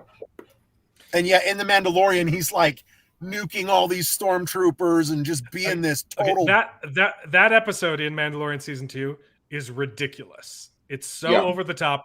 It's not a good episode, but compared to this, it's so good. Yeah, see, I thought he was way too cool in Mando season 2. I was like, this is an old man, I'm sure he can kick some butt, but he was just like throwing it down like crazy. But then to see this juxtaposed with this wuss Boba Fett, it's disappointing. It's a Mandalorian that's lost his way. Yeah. This is not the way. I mean, I don't know. Maybe they could bring it into the whole.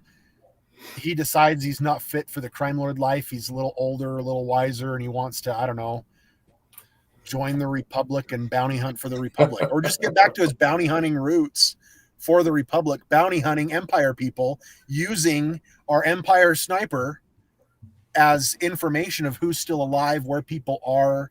And then you could merge that into the Cara Dune stuff that they're doing. Oh, they're not. She's out. I thought they brought her back. I read an article a little bit ago that they're bringing her, like they rehired her and she negotiated a heck of a contract with them. They should.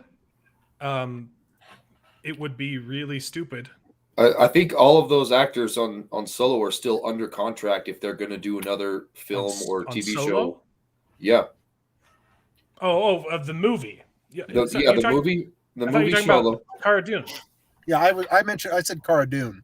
Oh, okay. Sorry, I thought you were talking about. She got fired for having an opinion. Without getting political, she got fired. But I read an article that she even announced on Twitter. I saw it on Twitter. I'm pretty sure that she announced that Disney contacted her and rehired her to start this. Last I heard, she was just doing a bunch of movies for the Daily Wire and didn't want anything to do with Disney. I'll look that up and I'll bring it back next week. I'll look that would be awesome, but I don't think it. I haven't heard anything. Yeah, I think that would be great. Just get rid of the trash stuff you're building right now. Go back to bounty hunting. Bring it so he's now working. He just works for whatever government pays him. And right now it's the Republic. So bring it back to the Republic. If they really wanted to bridge it, they could bridge it. What kind of stuff the Republic was doing between episode 7 and episode 9, where there's rumors they're just going to kind of say episode 7 and 9 are going away is what do they call it? The extended universe and not canon. Please, dear Lord, let that happen. Like Star Wars gods, please. Which one? Mickey Mouse, wave your wand. What the last the new 3, the new 3, episode 9. Yeah. Episode, so 4, 5, and 6, 7, 8, 9. I mean, what happened between episode 6 and episode 7? The Empire and all this. Just he goes back to bounty hunting for the Republic. Why not? Well, if he does that, if he does that, I mean, we can guarantee Fennec will be the mob boss, right? Probably. Well, she kind of already is. She's not. She already is the boss. This is her show, so. Have him just be like, screw it. This isn't life for me. Why not? I really didn't have a motivation. Why do you want to go back to bounty hunting? Why not? I didn't really want to be a mob boss anyway, so now I just want to be a not mob boss. Yeah, I think that would just throw out everything from, that they're trying to do with this first season, which hasn't been great. But they're really good at doing that, David. That's true. They brought in the Hutts and then they threw those out too. So that's true. Yeah. I was impressed with the Twilight girls. That's all I wanted to say. The brothel? Yeah, they're attractive. That's all I wanted to say. I mean, we don't get to see them in action, but that's part of their lore, right? They're usually slaves and stuff because the head tentacles release pheromones, blah blah blah. I'm a total Star Wars geek. I'm realizing this now as I speak. You're in good company, Corwin. Yeah. Yeah, I did not know that the tentacles released pheromones. Yeah, that's what makes all species attracted to them. Got it. Gosh, I'm a nerd. Well, that explains my feelings, I guess.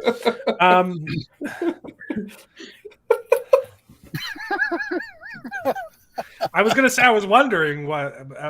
It makes sense now. Perfect sense.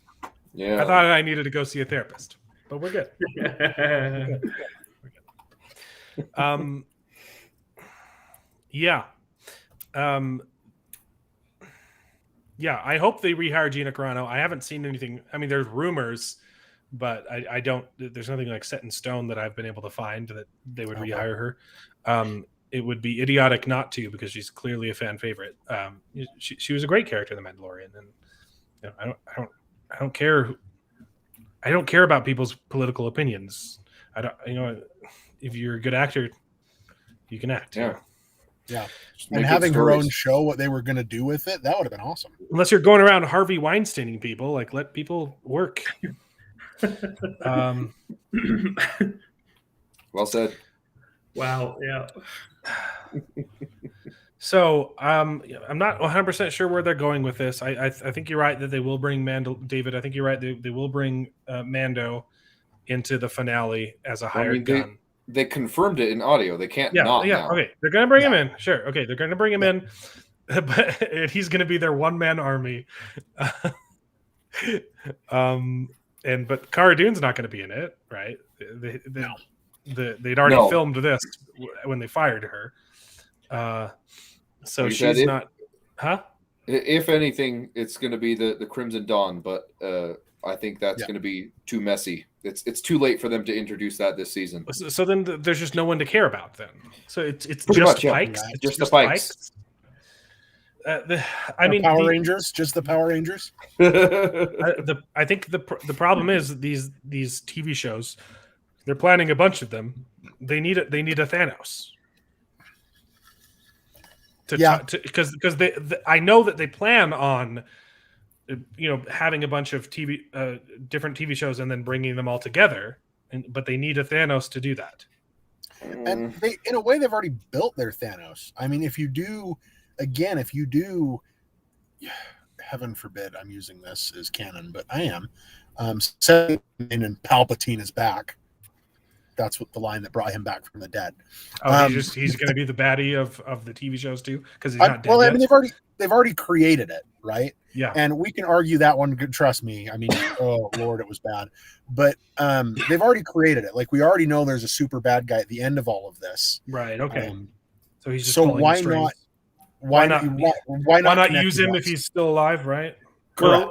Well, what about this thought too? What if it's Smoke or Smook or whatever that guy was? Snoke. That would work too. No, yeah, right. Like because there's a lot of fan theories out there. Like, who is this guy? Like, where did he come from? He was a clone. He was a puppet, a meat sack for Palpatine. Yeah, but what if we're discussing this and shaking our heads. Uses canon. Okay, right. So let's talk Snoke back in maybe or something like that. Like I think that's also a glaring problem with these TV shows.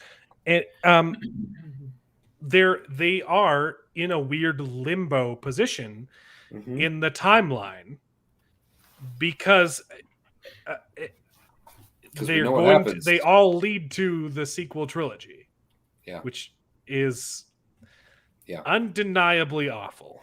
We have to do an episode. We've got to do something on this one. I think they are staying away from that intentionally. They're not going to make time progress enough to catch up, because then it would be awful again.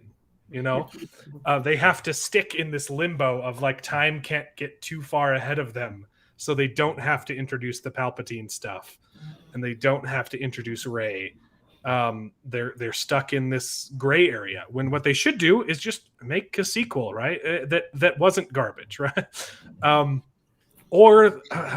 would love to see the Old Republic stuff.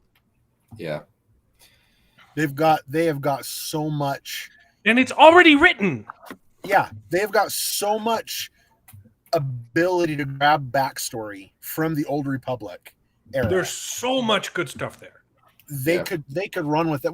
But the Book of Boba makes me scared though for what they're doing for the future episodes, for the Ahsoka series. Yeah, I didn't really like what they did with her in the Mandalorian. I get it. It was one of my least favorite episodes. Yes. The fight choreography was terrible. A spear woman aside, I didn't like. She's using. Sorry, make your point. Make your point, and then I'll come back. Apart from that aside, she's the white lightsaber represents a red lightsaber that has been the dark side of the Force has been. It's been purified. The lightsaber crystal has been purified. She is the epitome of what people call a gray Jedi, for lack of a better term. She should have a yellow following saber, the path that was laid down by Qui-Gon Jinn since the beginning of his whole aspect. She's very wise. She knows that Luke's out there. She knows other Jedi are out there, but she refuses to make the Jedi better, or at least bring back the order how she would like it, because of reasons. Yet in Rebels, she's like teaching Ezra, and she's teaching all these other people how to do it, and she's fighting the Sith Inquisitors. What's funny though? What's funny is it doesn't match. Her personality doesn't match. I could understand her not wanting to take in, a baby Yoda, right, and train him. Like I don't want to watch after a kid. I don't have time to train a new Jedi. She's got her own things going on, but at least help with the transfer. right? Like at least help him get to somewhere safe and then peace out. Right? She knows Luke exists. Yeah. She knows that she exists. Everybody knows. And that was one of the cool things that I really liked about the last episode of The Mandalorian. Say what you will about Luke's appearance, but our super bad guy, Moff Gideon, right? Yeah. He knows who Luke Skywalker is. Yeah. He knows who is coming through that elevator and destroying his dark troopers. His dark troopers. He knows who it is. And the look on his face as he sees, he's like, oh crap, we're screwed. I'm screwed. So Ahsoka knows Luke exists. The Empire knows Luke Skywalker. It's there, but they've completely ignored that whole aspect of it. And yet Star Wars was built on Jedi. And I understand they're trying to pull away from it, which is cool. I get it. I understand that. But they're ignoring a pivotal aspect. It's okay to branch out, but also use your assets, right? Right. Exactly.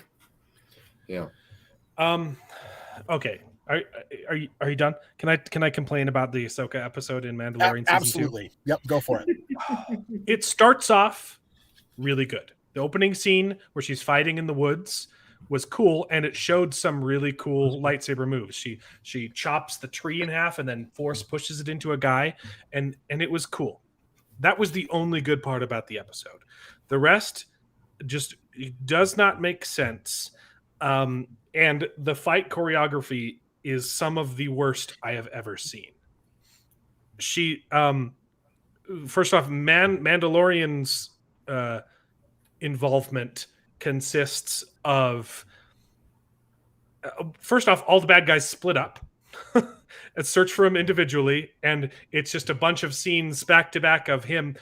Where is he? He pops up behind them and kills one, and then disappears. And then another shot of, oh, where is he? And then he pops up behind him and then he kills him. And then, oh, where is he? And then he pops up behind him and kills him, just over and over and over. That's all the Mandalorian does. That's not how you write anything that's interesting. It's a terrible fight scene.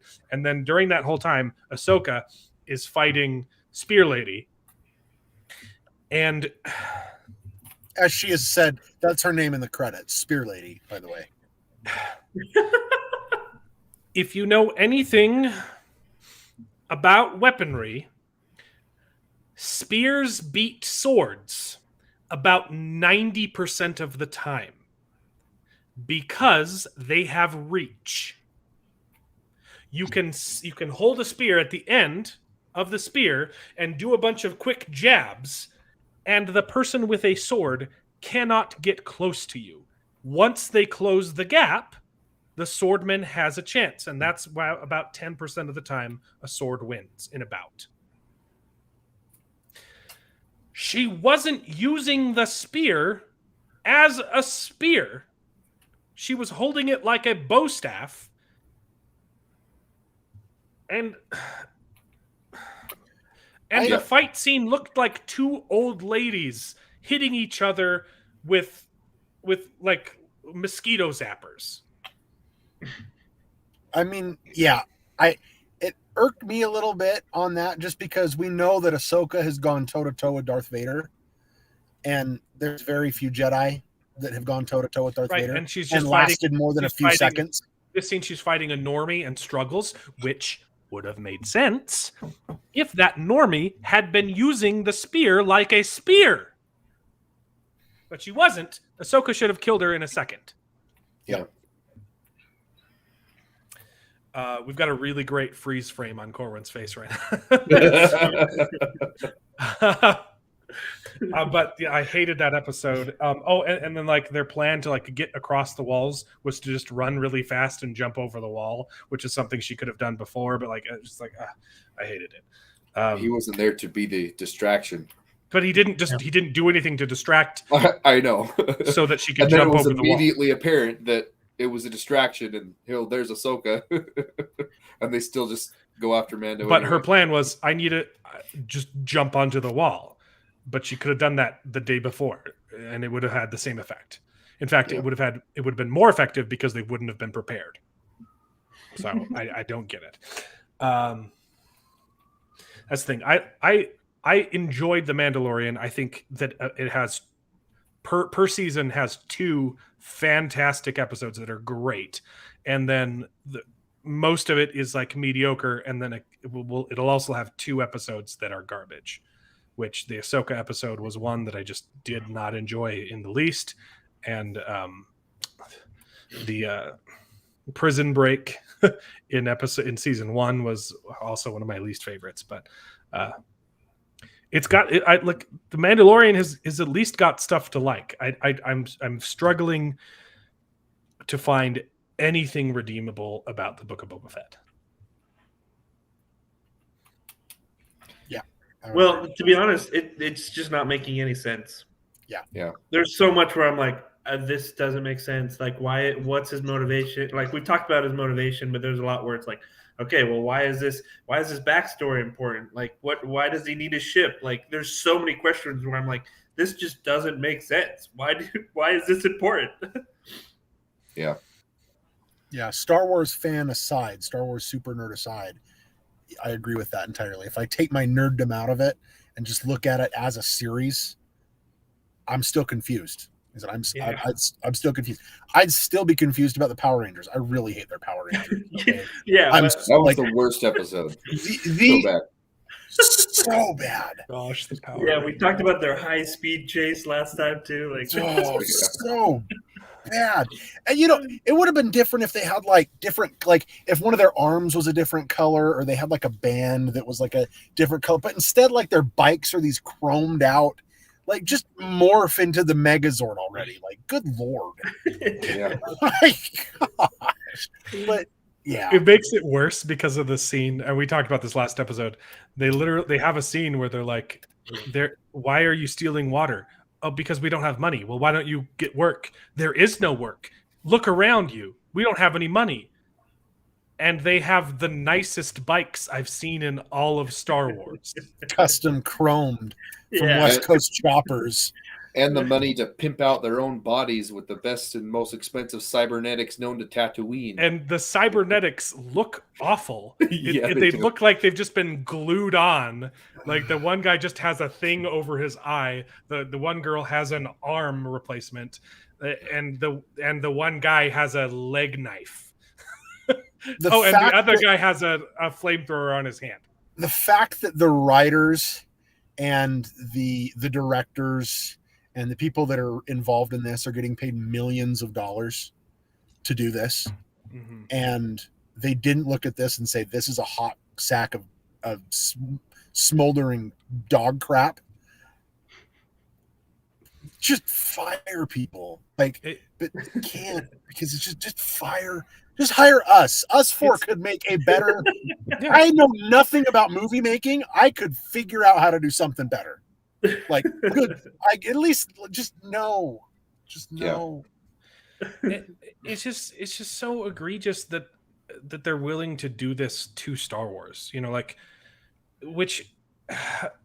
But remember, Kathleen Kennedy did say we don't need the old Star Wars fans. We will make new fans. We will make a new generation of fans. But you already had built in probably like the most passionate, dedicated fan base of all time. Worth billions of dollars. Like more than Harry Potter. Yes. Like you didn't need to do any work. Yep. It would be a completely different story if this was some other property and they just were really struggling to write good stories. Okay.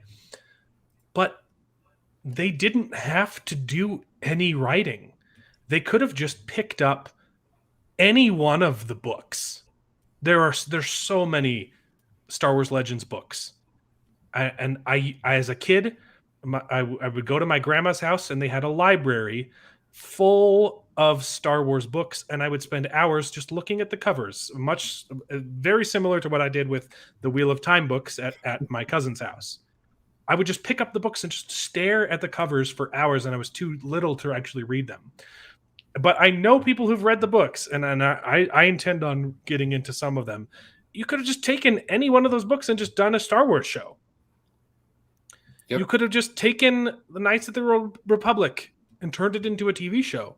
You could have taken Knights of the Republic 2, turned it into a TV show. You could have taken the Old Republic MMO, which is really good, into a TV show, and it had better writing than this.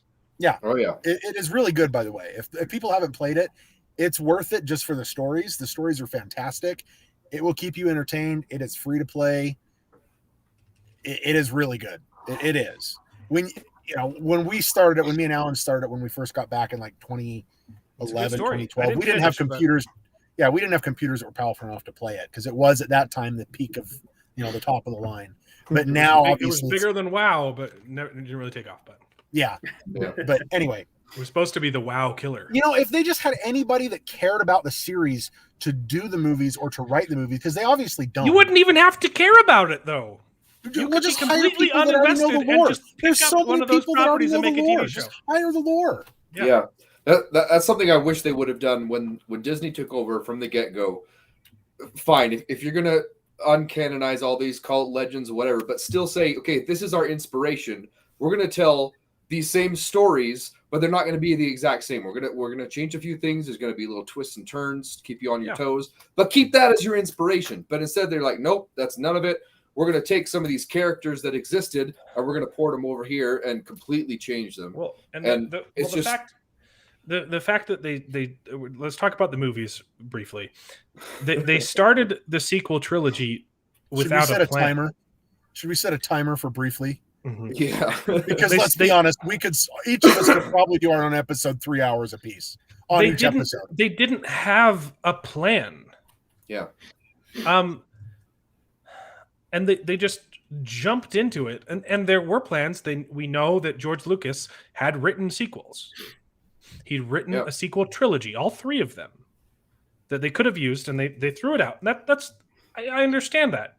Okay? You want to distance yourself from the prequels, which are way better than anything Disney's done. Rogue One was pretty good.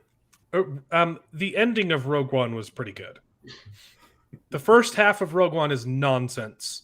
That's true. And then the battle at the end is good because of the monk Jedi, or the monk, the blind monk who's attuned to the Force. Yeah, is an awesome character.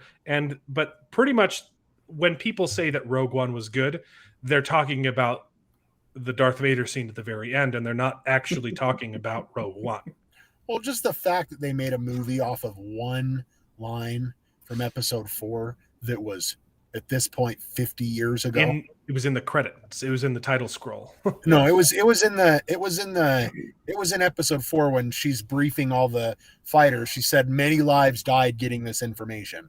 That was the second Death Star plans. Yeah, that's episode 6. One? That's episode 6. Many Bothans died retrieving these plans.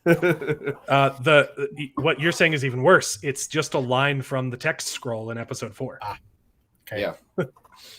Which is, it was fine. Rogue One was okay.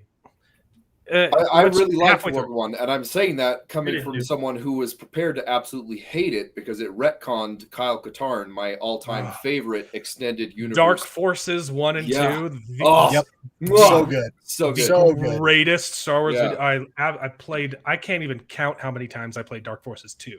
Yeah, we picked that up at a thrift store, and we played Dark Forces 2, hadn't played the first one, and we played the crap out of that game. It was so awesome. It's a great story. I was prepared to hate Rogue One because they took out his character, Kyle Katarn. It was okay. It was good. It was good. It was really good. Let's talk about all of the Disney stars. Solo. Solo is actually not bad. Agreed. It's better on a second viewing. The first time I watched it, it was too distracting not having Han Solo in there. But Harrison Ford. Once you've seen it and you know what you're into, Wars, by the way. and you watch it a second time, Solo is actually pretty good. And I think that the guy they got to play young Han Solo, at least in his mannerisms, did a phenomenal job of imitating Harrison Ford's mannerisms.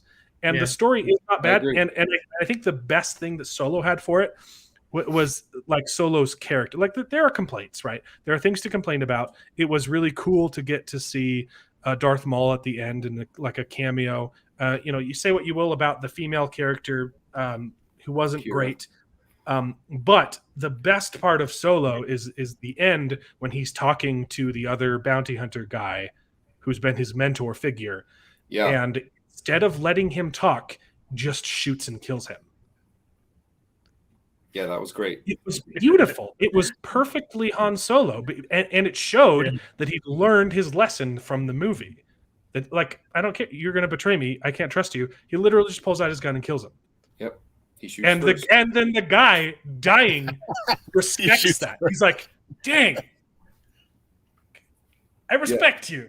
Yeah, no, that was great. Because I was going to betray you. There were parts of Solo. There were parts of Solo that were really good. I just thought it didn't come together as well as good, and there were way too many campy moments. Like, hey, you see what we just did? We just did that Kessel thing. We did the Kessel run was weird, and it is disjointed because it was made by 3 different directors. Yeah, and so there are seams in it, but it's not a bad movie. I'm going to disagree a little bit on the girl going to the dark side. Daenerys Targaryen, whatever her name is, Emily Clark. I don't think she was bad. A lot of people have problems with her character. I think she could have been written better. I didn't think she was terrible. I like the fact. I just know that a lot of people did have a problem with her character. She went. Both Han Solo and her were born in the same situation, had the same thing happen to them, but they took their beginnings in totally different directions. Mm-hmm. Right? Han still kept this good guy attitude, even though he's still an optimist and she's not. Right. Well, not just an optimist, but he still kept that, like, all right, I'm that bad boy, devilish rogue, but I'm still a good guy. She took it as, this is my ability to get power. I like nice things. Like the whole scene where she is looking at herself in multiple dresses and nice clothes. Yeah. And that she took it. She said, I want the power. I want the nice clothes. And she felt agreed. I don't need you to rescue me. I kind of got what I wanted. Exactly. Yeah. Exactly. And I really liked that. I really did. Because it just showed that 2 people can have the exact same upbringings, the exact same experience and exact same experiences and have go completely. Solo's not bad. And once you get over it's not Harrison Ford. It's not a bad movie. The train sequence is pretty good until like the sacrifice at the end, which just doesn't make sense, but it's fine. Yeah. The Solo as a whole, I thought was pretty good. There's just too many little moments in there that I didn't like. Like him being able to speak Wookiee. That's never been before. He can understand Wookiee, but he's never been able to speak Wookiee before. And then the bit about where he gets his name, Han Solo, that was maddening. But it would have been perfectly fine if he was the one that suggested Solo. And if they weren't winking at the camera the whole time. It was just cringy. But as a whole, it wasn't as terrible as people made it out to be. Right. Solo's pretty good. Rogue One, the last half is pretty good. And then if you talk about the actual sequel trilogy, I know this is controversial. I really like it. I can't enjoy it anymore because of how the series ended, but I really like The Last Jedi. Same. And most of the problems that people have with The Last Jedi are not its fault. Exactly. The blame falls on how it was set up in The Force Awakens. I know people. The Force Awakens. What's The Force Awakens? The Last Jedi: Rise of Skywalker. Last Jedi: Rise of Skywalker. Okay. Rey Skywalker. A lot of people had a problem with Luke's character in The Last Jedi. 100%. And I understand that. Okay. And I agree. It wasn't very satisfying to see him kind of washed up and bitter. Okay. But that's not The Last Jedi's fault. I really don't. That's not Rian Johnson's fault. If you've seen any of other Rian Johnson's works, he's a really good director and he's a really good writer. If you've seen Knives Out, it's one of my favorite movies. I love Knives Out. He's pretty good. The problem is the way that The Force Awakens set up everything. Yep. There is no other explanation that would be satisfactory. The only other explanation is he's captured or something, or that he doesn't care, or Yeah. So I understand people's frustrations with Luke's character in The Last Jedi. I thought it was brilliant, and it was a really good storytelling, and I actually predicted it. Before I saw The Force Awakens, they released the trailer. Back years ago, they released the trailer for The Force Awakens, and in the trailer, the hook was Luke's missing. No one knows where he is. This movie is going to be about people trying to find Luke Skywalker. And after watching the trailer before I'd even seen the movie, I could guess and I predicted what the plot would be. Because, I mean, I've spent years doing improv and doing long form improv and creating story arcs just on the fly. Like I'm not the best at it. I'm not a professional writer, but I know the basic beats and I know how to write a satisfactory story arc. Okay.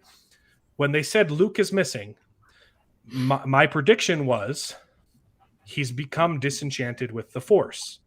And my first thought was maybe it's a light side, dark side thing, because there has to be balance in the Force. He thinks that if he exists, then it makes the dark side exist as well. And I was like, that could be a possibility. Or it could just be that he's not invested in the Jedi Order because he doesn't know what it is, right? We know what the Jedi Order is because we've seen the prequels. Luke never really did. He only knew 2 Jedi. He knew Obi-Wan and found out he was a Jedi right before he died. And then he met Yoda briefly, who trained him how to use the Force, but really didn't teach him about what it meant to be a Jedi, right? And so my prediction was he's missing because he knows that people need to learn how to fight for themselves without relying on the Jedi. And I was right. I was almost 100% right. They just got rid of so many good story arcs and lines. They got rid of Kyle Katarn. They got rid of Mara Jade. Yeah. They got rid of the episodes. I mean, they got rid of the whole story arc of him training Leia how to be a Jedi. And then, Leia and Han have kids, and I totally understand that, and I'm super sympathetic. I wish they hadn't retconned all the legend stuff. I think Mara Jade's an awesome character, and I would have loved to see Luke and Mara Jade do some cool stuff. Okay, the fact that she starts off on the dark side and it's cool. Okay, I'm completely sympathetic about retconning that, but if we accept that it's been retconned and Disney's trying to do their own thing, with the way that it was set up in The Force Awakens, there is no other explanation for Luke's character that would make any sense for Luke's character. I saw Luke's character cutting himself off from the Force as a noble thing. He's not doing it for himself. He's doing it for the world, so they will learn that they can't just lean on the Jedi. And he even says that in the movie. He's like, well, what am I supposed to do? Just show up and just kill the entire Empire? Like, if I do that, then people aren't going to learn to fight for themselves. So I loved the fact that he'd cut himself off from the Force. After I divorced myself from any notions that of Legends material. He didn't just cut himself off from the Force. He cut himself off from everything. Everything. So that he wouldn't always be the answer. But, right. And I get where you're coming from. Yeah. But the last time we saw, I mean, let's be honest. With your whole, am I supposed to kill the Empire? He's done a pretty darn good job. I mean, he blew up a Death Star with how many, a million people on it. His death count's pretty darn high. It's up there with Sith Lords, right? I mean, but did he do that though? He showed up and talked with Darth Vader. No, I'm talking the episode 4, New Hope. He nukes it out of the. Okay, yeah, he blew it up the first time. But then you go on to 6, and he's changed his lightsaber. He loses. Obviously, I know he lost the blue, but he changes it to a green, which is a consular. We know that. Someone who focuses more on that says a smile. Yeah, I'm that big of a nerd, baby. I know he changes his aspect, and arguably the most evil person in cinema history at that point was Darth Vader. I mean, when he came out and said, "Luke, I'm your father," in Empire Strikes Back, it threw the audience for a loop. The best meme I've seen about it is that little girl that's watching it. Have you guys seen that? It's like a little YouTube clip, and it's a little girl that's watching it, and she's like totally engrossed in it. And then when Darth Vader's like, "I'm your father," her eyes are like, "What?" If you haven't, just Google little girl watching Darth Vader. It'll come up. I'm sure it's a great reveal. That was, and he's arguably the most evil person in cinema history at that point. And he gets a redemption arc. And he does get a redemption arc, but he got the redemption arc because of Luke. Yeah, it's great. Right. Luke does it. So that was the last time we saw Luke. That's a weird way to end the trilogy. Like he had saved Darth Vader, at least his soul, for lack of a better term. Yeah. Because we see him looking at Yoda and Obi-Wan Kenobi, and later Hayden Christensen in the remasters. I'm his okay dad with that as Force Ghosts. And I think they also threw, I think in one of their remasters, they might have thrown Qui-Gon in there. I'm not sure who all they've thrown in there. But that was the last we saw of him. And then the next thing we see of him is he has, and I know what you're saying. What am I supposed to do? Cure everything? What am I supposed to do? Fight everything? What am I supposed to do this? That was his character. That's what he did. Yeah. His entire life was fight. Whether he was on Tatooine, whether he was in a frozen ice planet, whether he was blowing up a Death Star, whether he was fighting Darth Sidious by saying, "I'm not going to kill my dad," and deactivating his lightsaber and literally letting Sidious kill him, sacrificing himself so he doesn't lose his soul. That was the last we saw of Skywalker, and now we have a broken man. And there's no explanation for it apart from, I went to assassinate my nephew. Wait, what? That's because he started disingenuous, Corwin, and you know it. What? That's disingenuous, Corwin. He didn't go to kill his nephew.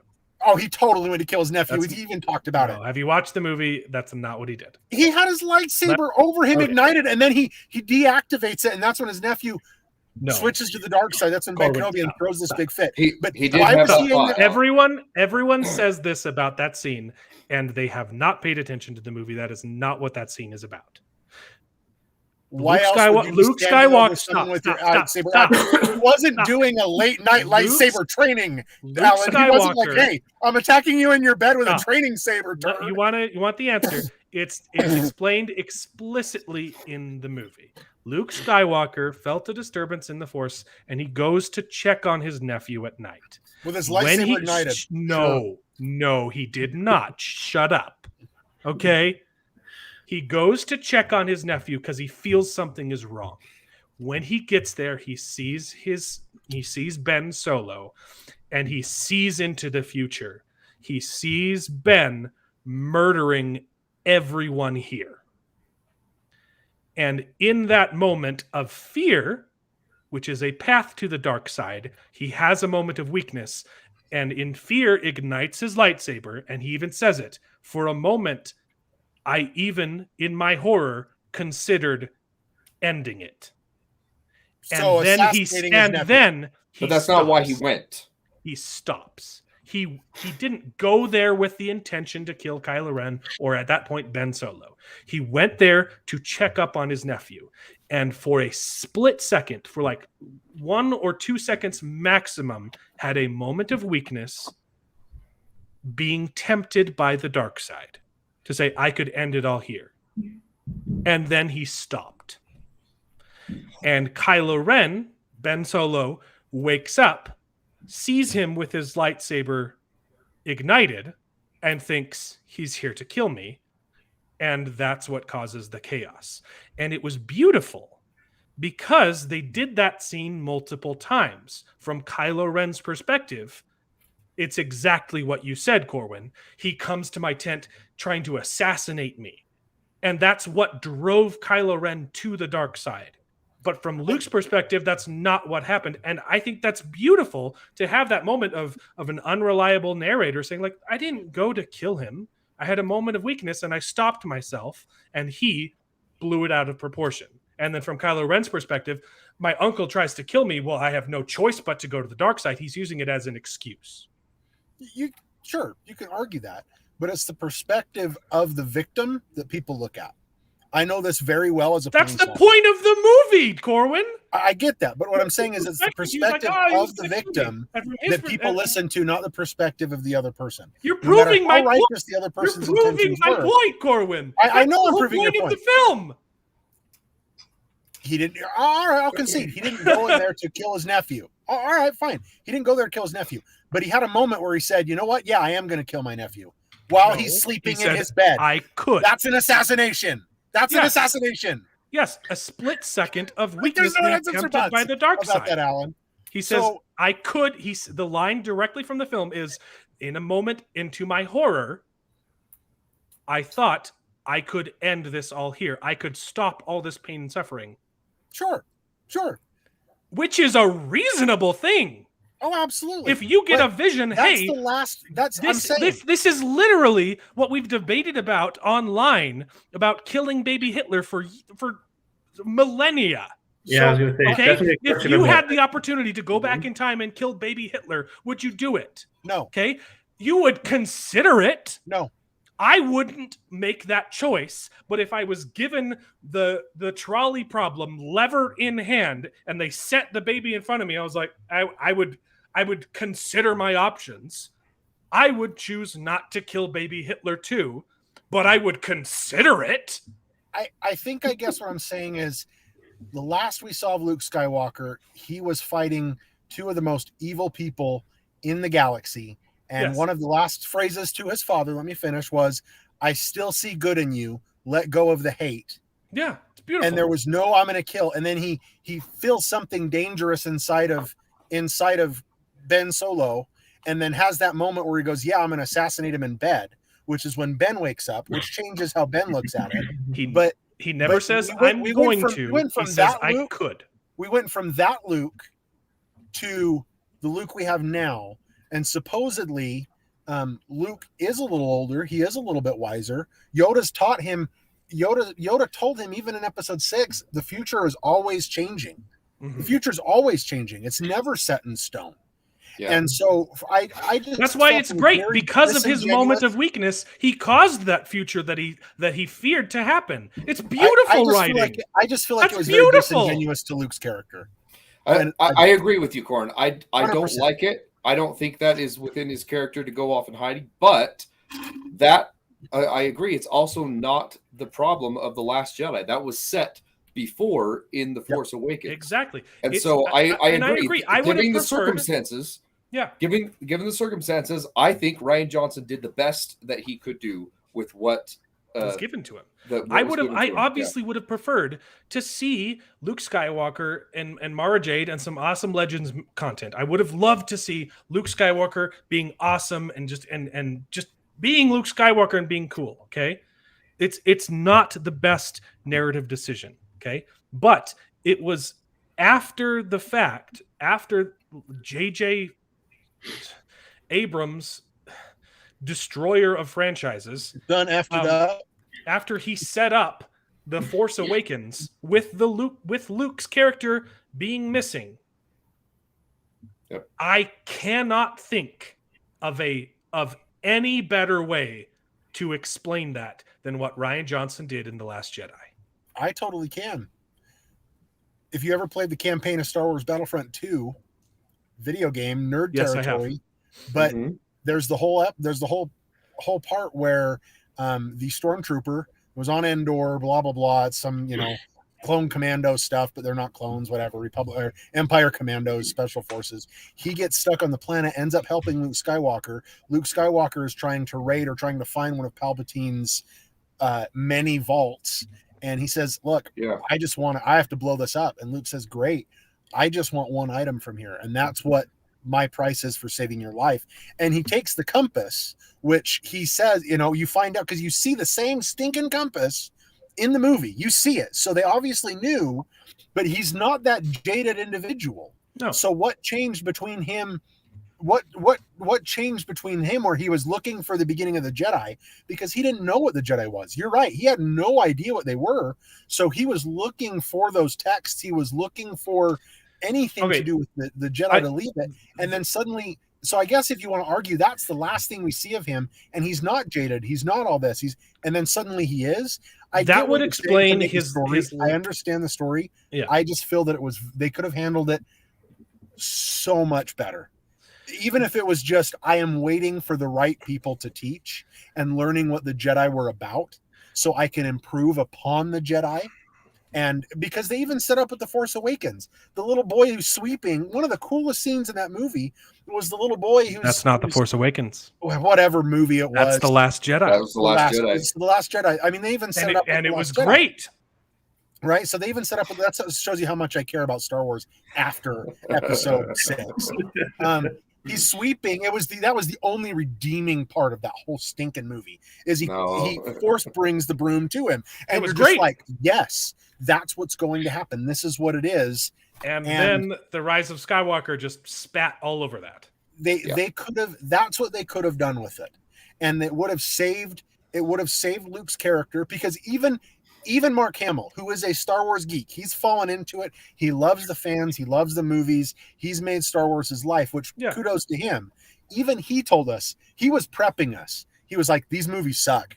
Yeah, I know. He said everything but these movies suck. He was like, I think the fans are going to be kind of shocked. I think, it's going to be interesting for people. I mean, he was giving us everything we needed. We just didn't see it.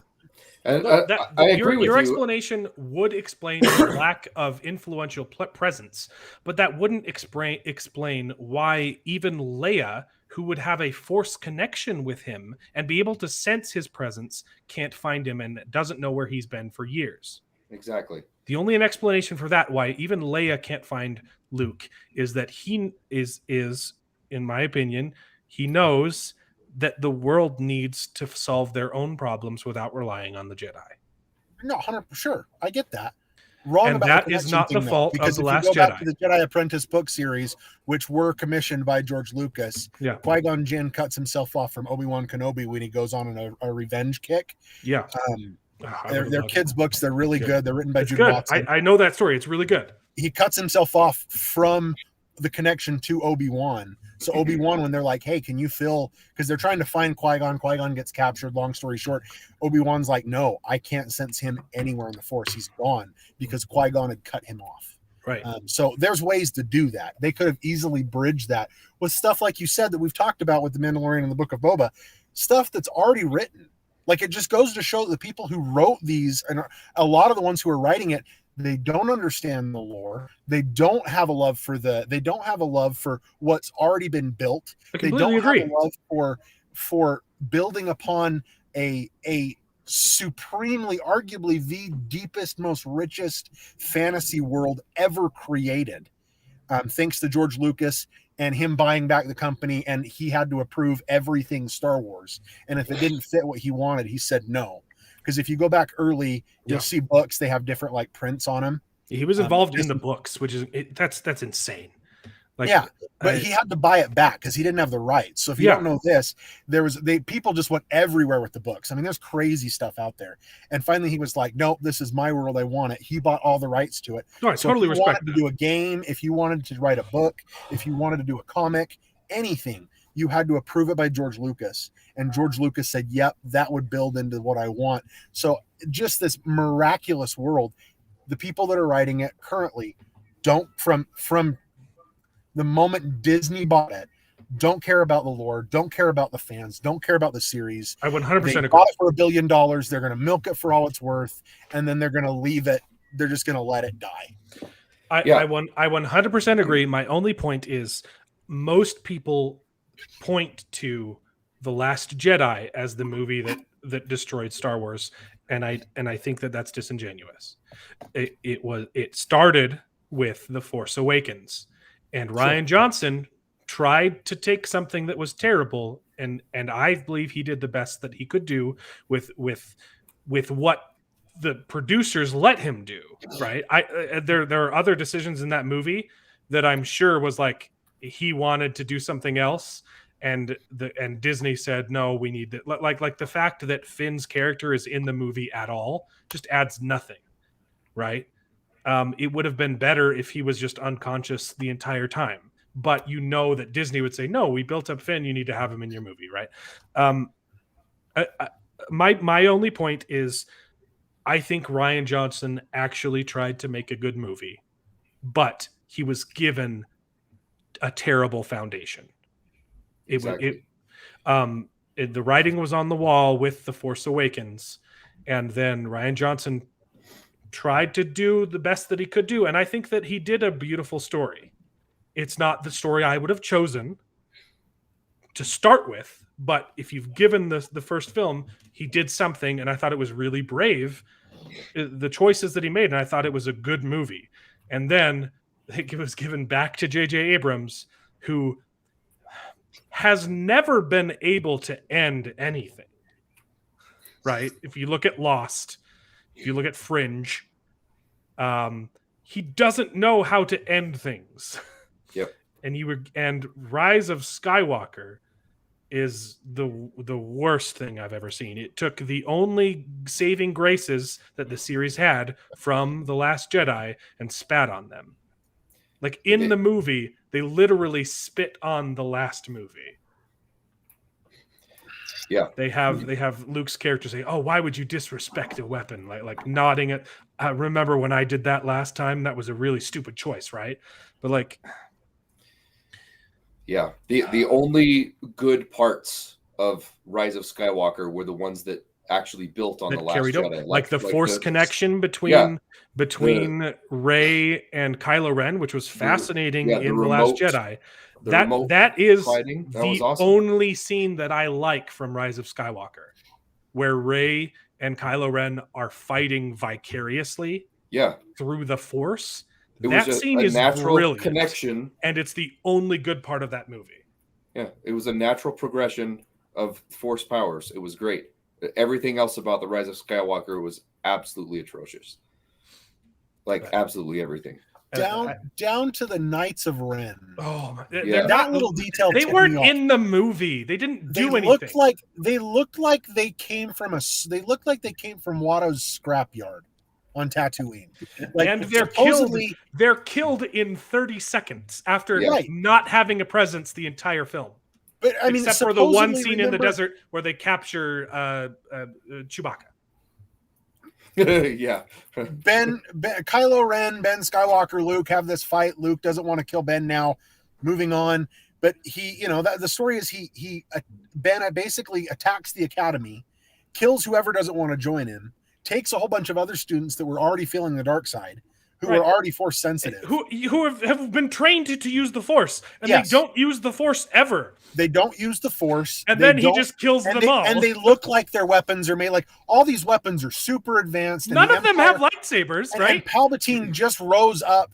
How in the world he built this gigantic, massive Death Star Destroyer army without anybody knowing anything is beyond me. But they have all these advanced weaponry, and these guys literally look like they went to a junkyard and scrapped some swords together. Like, it didn't even weld it; they just used like zip ties. And they're dead in 30 seconds.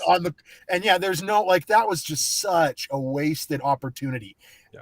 The fight scenes for the online game, The Old Republic, if you watch the trailers for The Old Republic, those are amazing. That is a fight between light side, dark side, mind-blowingly awesome. Yes. Go watch the trailers for The Old Republic. They are the cinematics. They are incredible, and they do things with lightsaber fights and Force powers I couldn't even dream were possible. It's amazing. They did. It was like, he kills him within 30. Granted, she does the cool little here's the lightsaber, and he pulls out the lightsaber, and then just stomps him from that point on. Cool. Fine, I get that, but the fact that they just from the beginning they sucked. Yeah. From the beginning, they're supposed to be these dark side. They're supposed to be the apprentices and the new Sith, and they look like kids in a scrap heap. The worst part about that is the best exposition that we get about the Knights of Ren is in an animated Lego short. Have you seen the Terrifying Tales Lego thing? Yeah. Yes. That is the most we've ever seen of the Knights of Ren, and it was pretty good.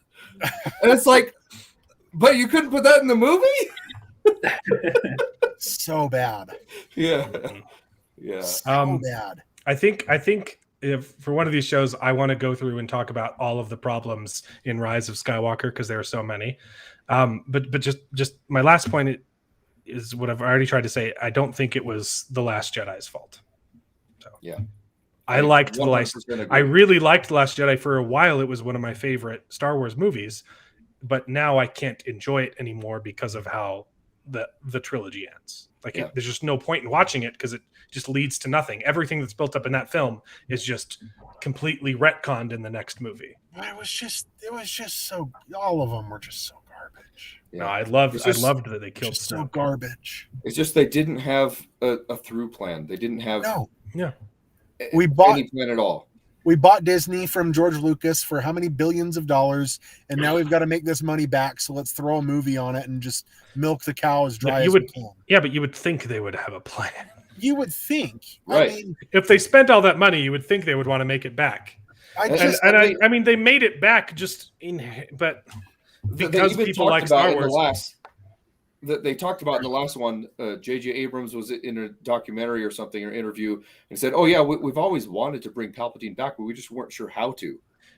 So don't write the movies until you know. Who's we? We've always wanted. Since when? That was. I love that. My favorite part is that JJ retroactively tried to pretend that was their plan all along from the get-go. No, shut up. You set up Snoke, and then you got mad that Rian Johnson killed him, which was awesome. I loved when they killed Snoke in The Last Jedi. You got all pissed that Rian Johnson killed your favorite character, and so he said, "Oh, I guess I'm going to bring in The Last Jedi," rather than taking the story in its natural progression and finally letting Kylo Ren be unhinged and unhindered. But rather than have that and have an interesting villain arc, you have the very first scene of Rise of Skywalker with Kylo Ren say, "Oh, I'm going to be a sub again." Right? I'm going to be submissive because now there's this new guy. Even though there's no one stopping me from doing my plans now, I finally have everything I want. I guess Palpatine. I'm a little scared boy again. Yeah. The Rise of the Last Jedi set up some very interesting things that could have been an awesome finale. It set up the kid, which was the whole point of the movie, the kid with the broom that the Force doesn't belong to the Jedi, it belongs to everyone. And it was beautiful. The Last Jedi was a beautiful film. The other thing I'm going to say is, and I'm going to lay this right on the feet of the people. Hold on one second. Of Kathleen Kennedy. Okay. It's not for me. Good. So yeah, there's like 4 conversations if you can't see. I'm like talking to you guys and I've got like 3 things going on at the same time. But anyway. As long as someo's not getting stabbed in front of you, you know. No. Someone's getting stabbed, but it's it can 5 cities away. So it can wait. Anyway, no, they're just saying. Just put pressure on it. I'm talking. So one thing I will say though is, and this is a trend that is going with. It's happened with the Wheel of Time. I know you guys have already talked about it. I wasn't able to participate as much as I wanted to. Yeah, it's happened with Star Wars. I'm going to lay it on the feet of, and without getting too much into politics here, but this woke stuff that's going on in these shows. The thing is, it's disingenuous wokeness too. Yes, they're the prime example of that. If we think that for a second that Hollywood actually cares about being progressive, about representation, about if you think for a second Hollywood actually cares about those things, you're delusional. No, they care about money. I don't care if you have wokeness in your stories if the story is good. Yeah, agree.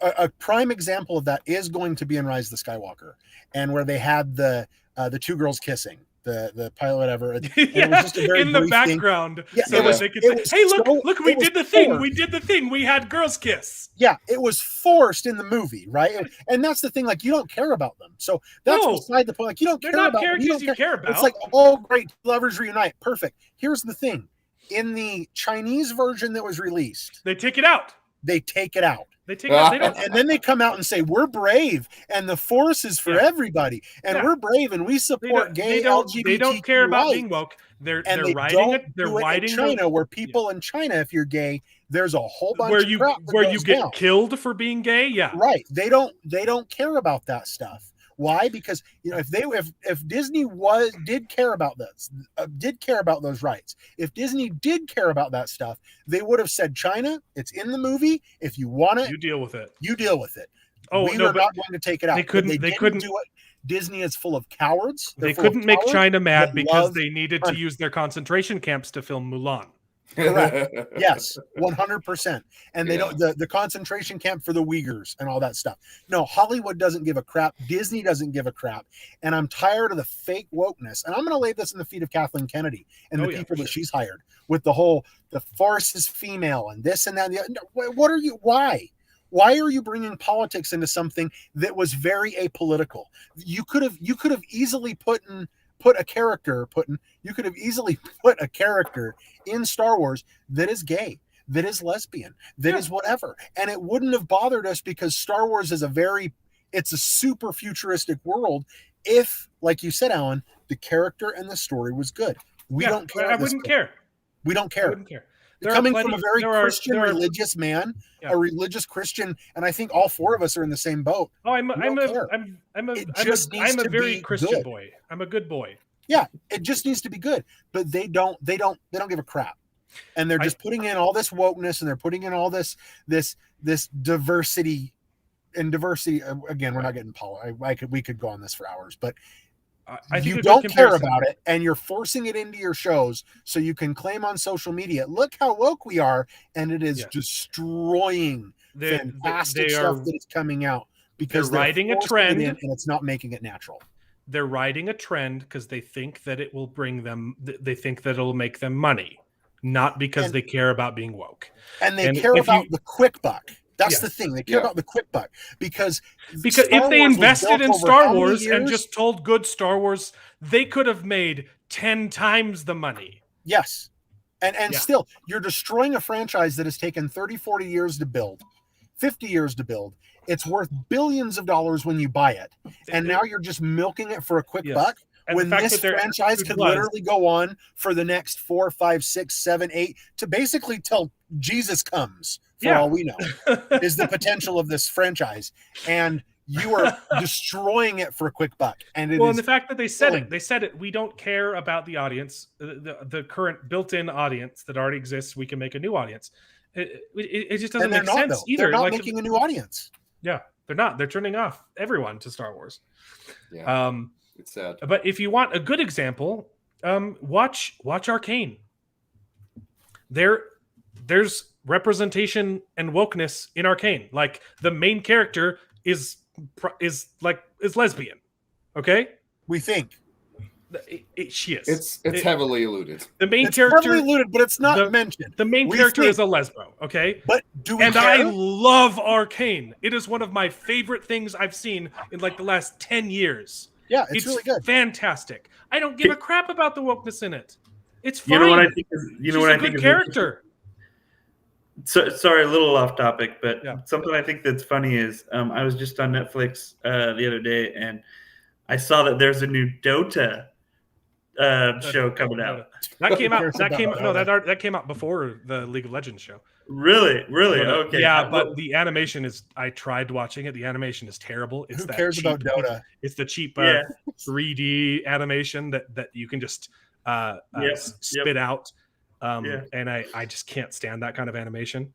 Well, that's why I thought it was funny because I was like, it's so interesting how different these shows are, but they're like the same game. Yeah, it's funny. Yeah. League of Legends is making a show, so Dota's technically Dota started it first, but yeah, I didn't realize. I think they both went into production at the same time, but Dota's was released first. So I don't know Dota was actually a Warcraft 3 mod. I mean, they both were, but yeah. League started. It started its own thing. It was originally called Heroes something or other. I can't remember what it was. Dota 1 came first, though. It was a Warcraft 3 mod, and then Dota 2 came out. Yeah, League of Legends was clearly inspired by it. Yeah. Yes, 100%. But then League of Legends just blew it out of the water. Yeah, League of Legends has done a much better job of marketing it, and And see, here's the thing that I find funny about Arcane and about all this stuff. It's owned by Tencent. and Tencent is a Chinese company. Yeah, right. Yeah, they're Chinese. Tencent is a Chinese company. League of And Legends they is are huge willing- in China, They and are yet willing they're to showing make like money some of these lesbian off characters of- and stuff. They're But willing yeah- to make money off of Americans. 100%, 100%. That's hilarious. Yeah, Tencent League of Legends, the biggest game arguably of all time. I mean, at this point, it has made more money. I'm pretty sure it's made more money than WoW at this point. It is a juggernaut that cannot be killed.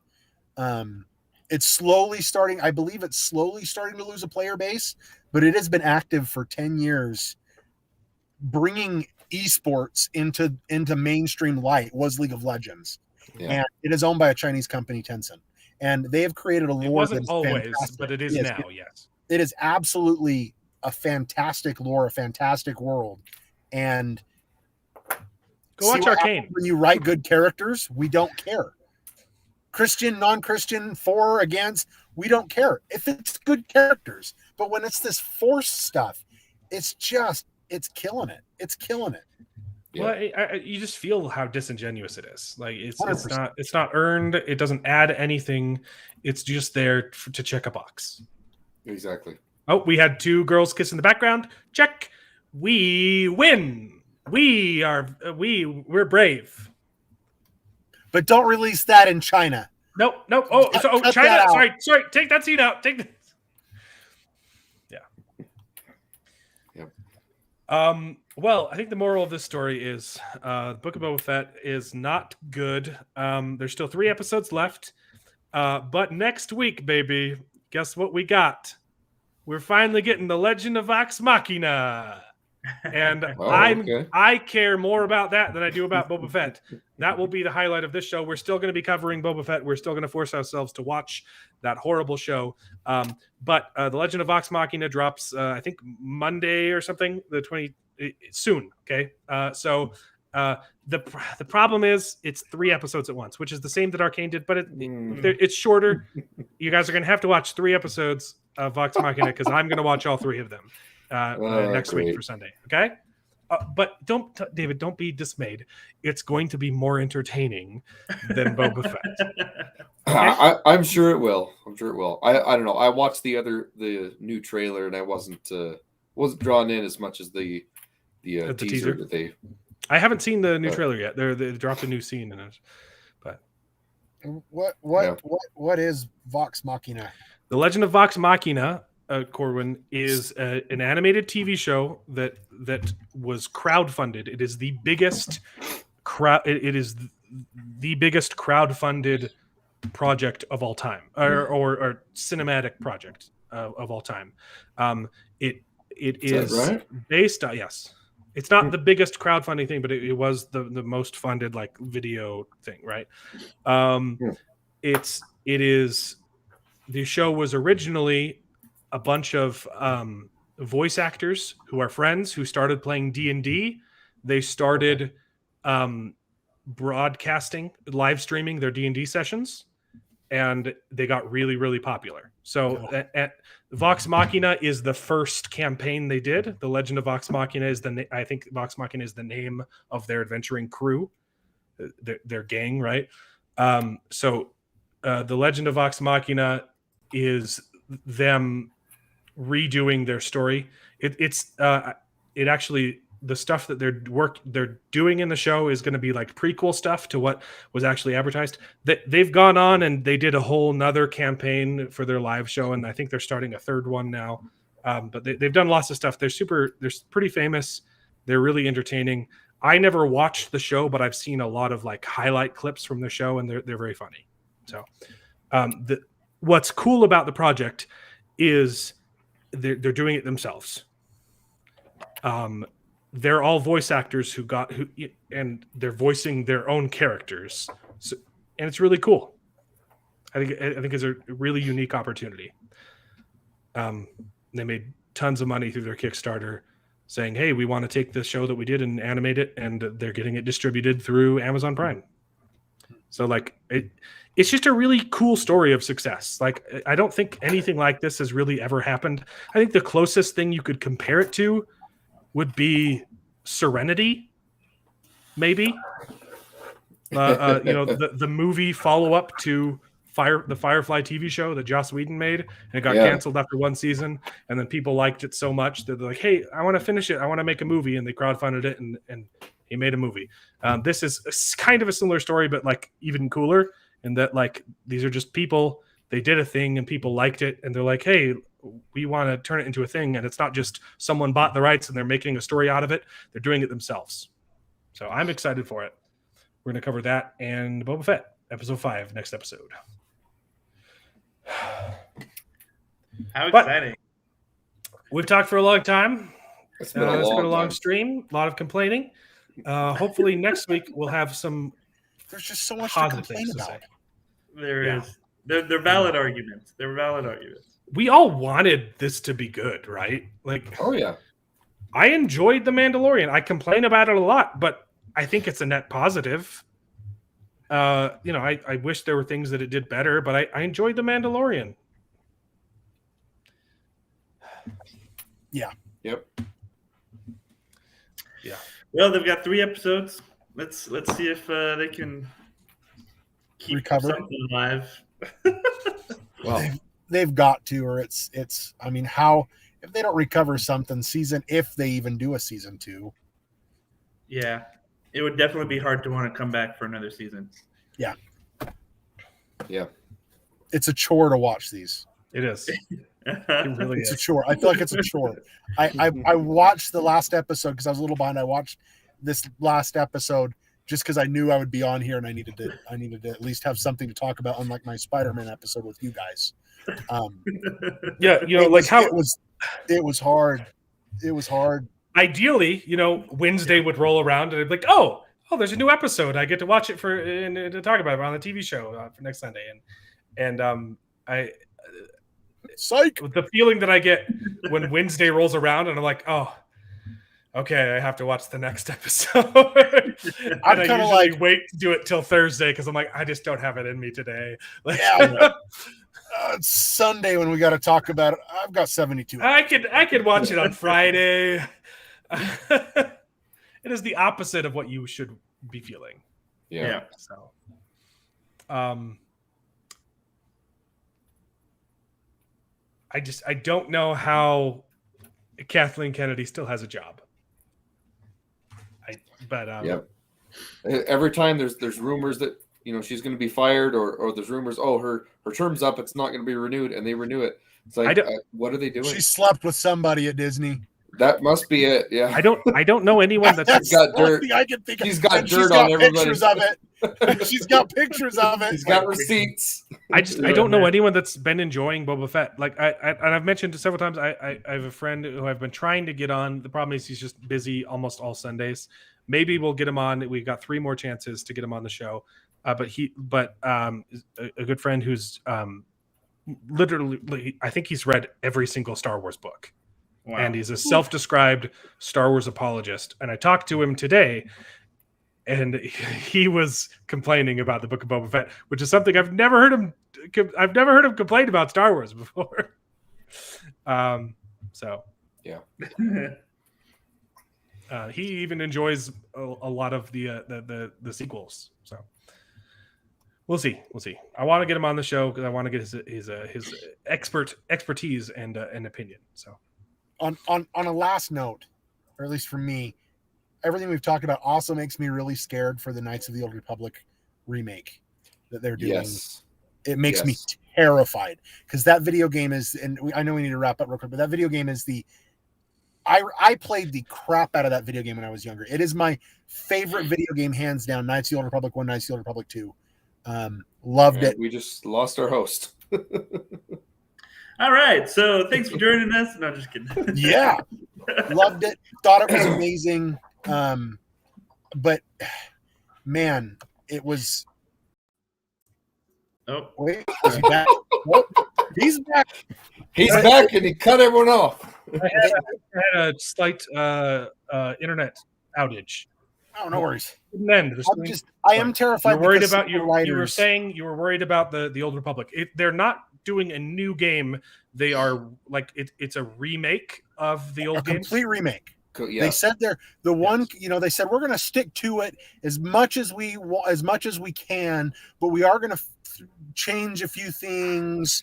We're kind of going to make, and it's like you're taking a game that was perfect, because let's be honest, that was the game that really kicked BioWare off compared to what they are today, whatever. But that Knights of the Old Republic 1 was amazing. It was a perfect game in every way. I think as a kid I played that. I sped ran that game, however you want to put it. I bet you I beat it 12 times. It took me 30 hours each playthrough. I tried to do everything I could in the game, unlock everything. I'm going to go play those games right now. I never finished them. Oh, go do it. Stop this broadcast right now and go play those games. Yes, I'm going to. Amazing. But I never had them growing up, so some of the writers on some of these woke stuff and that have been writing the Star Wars stuff are now involved in the writing of this remaster, and it terrifies me. And the lead writer admitted that Knights of the Old Republic is not her favorite Star Wars story. Yeah, and there's even more to her than meets the eye. Oh no, definitely. Like, she's a hardcore. Again, don't want to get political, but hardcore progressive woke pushy person. And I'm going to hate them throwing that stuff in the game if it's not natural. If it's just like we were talking about, a checkbox. Yep. I am terrified. Yeah, I think they're going to, in attempt to subvert expectations. Whoa, you're changing around the view on us. Changing things around. In attempt to subvert I'm subverting your expectations. Yeah, they're going to retcon who Revan is. It's going to be a different character in the series, and that's I don't want to spoil anything for anyone who hasn't played, but Revan canonically is a male, and then in Knights of the Old Republic 2, canonically the hero in Knights of the Old Republic 2 is a female. Canonically, and you can play the other way, but there's one way that it's supposed to be. But that's not what I meant. I meant actually who Revan is. They're going to change it. My prediction. So that is going to be another supporting character. Instead of the person who it is, I know who it is in the game. They're going to change who it is. Okay. Yeah. That's like the big twist. I played it. I just didn't finish. Okay. Yeah. So the big twist. By the way, that twist was spoiled for me. It was spoiled for me too before I played it. Yeah, it was awful. It's a brilliant twist. It's a great twist. I'm your father style twist. Yeah. But I was upset that twist was spoiled for me. I watched a compilation video of like the best Star Wars games. And I think it was by Watch Mojo or something. And it's like, in this game, you play as yada, yada, yada. I'm like, no, I don't want to know that. So, but I think they're going to make Darth Revan is going to be Bastila. They're going to be like, switcheroo. Can I just say, I like this setup a lot. All right, Dark Overlord. I don't like that. No. We don't need. No. I don't want. I can't share the spotlight. What is this? There we go. This is better. But I am terrified of that. We'll see what happens. It seems like right now everything that Disney's touching Star Wars wise, they're screwing. They're messing it up. Yeah. And they've got to step it up. They've got to pull. They've just got to write good stories, and you'll appease the fans. And the fans, we as fans will shell out hundreds of dollars for Star Wars stuff when we love it, if not thousands, and some people tens of thousands of dollars for Star Wars stuff. But right now they're not doing that. Well, their parks are suffering. The Star Wars land in the Disney park, people are not like, and that would be like everyone would love to go get a lightsaber, right? Like, and get a kyber crystal. It's a genius idea, but they're losing so much money because of how they've handled the movies. They're not getting. They're losing money in the parks too. It's crazy. Did you see the news about the hotel, the Star Wars hotel experience? I would go watch like a Nerdrotic talk about it. because I don't have all the details, but it's kind of hilarious that they opened up like a Star Wars hotel, and recently they released like a trailer for it, and everyone just mocked it viciously, saying like, "What is this? This isn't anything like Star Wars." And they've already pumped tons of money into it, and they know that it's a failure before it's even started, and they're worried. But I don't think that they're going to learn the right lesson. Well, I heard even their COVID policies in the park has changed around the lightsaber experience. Like they won't even let you pick out your parts. You have to be handed. They stopped giving out like the bags too that hold them, and someone got really upset. Like I paid like for it, and I was supposed to get it in this nice case, and they handed it to her in a plastic bag, and she's like, well, and their response was just unsympathetic, like, no, you paid for the lightsaber, not the bag. We gave you a carrying case because it says carrying case, and technically it was a shopping bag. Their legal attorney said a bag qualifies as a carrying case. Like that's not. Like, I paid $300 for this. Like that's just not how you treat fans, right? Like, and I understand, like everything in moderation. Sometimes we as fans can be hard to deal with, right? We complain a little bit too much when we're passionate about things, but it's because we love them, right? And even with things that we love, we'll complain about them because we just want perfection. We want it to be better. But as much as we complained about the sequel trilogy, I mean the prequel trilogy, I still love those movies, and I watch them. I just watched them for the first time, showing them to my son Elliot. Yeah, and he doesn't like them as much as the original trilogy, especially movie 2, which just like the first half, just nothing happens action wise. And he's like, "Dad, when does this stuff happen in this movie?" And I'm like, "Oh, the last half is okay," right? But like we complain, there's lots to complain about in those movies, but we still like them because they were still Star Wars. The world building in them was phenomenal. It's fantastic. It's just some of the dialogue. It's too much world building. Yeah. Right? That's the problem, is the world building. The story's not good. Let's take my son. I don't take see my apprentice who close. has a crush on Padme and is always flirting with the dark side. You go be her bodyguard on her home planet, by the way. Yeah. And watch her unsupervised around in the sun. Unsupervised, by the way. You can do it. Yeah. It's also funny because like there are multiple times like he talks to Yoda and saying like, "Oh, I had a dream where someone very close to me is gonna die," and he's like they don't check up on it. Like they're like, we know you like Padme. Like, was that person have you guys been boinking? Or does this person have other parts? Yeah. Yeah. There's lots to complain about, but I still like them. They're still Star Wars to me. I don't feel that connection at all to the sequel trilogy. Like there's not enough that's redeemable. And I don't think that it's grabbed this younger generation either. No. I don't see a lot of because fans. they milked it. Even from the start, that was the point, was to get a new audience. I don't think that it has. No, when they did like the new video game Star Wars Battlefront, they started with the loot boxes, and then they did it with Battlefront 2 and the loot boxes. I'm gonna go on another rant. I know we got to. I'm just saying they're milking. They're not building a franchise.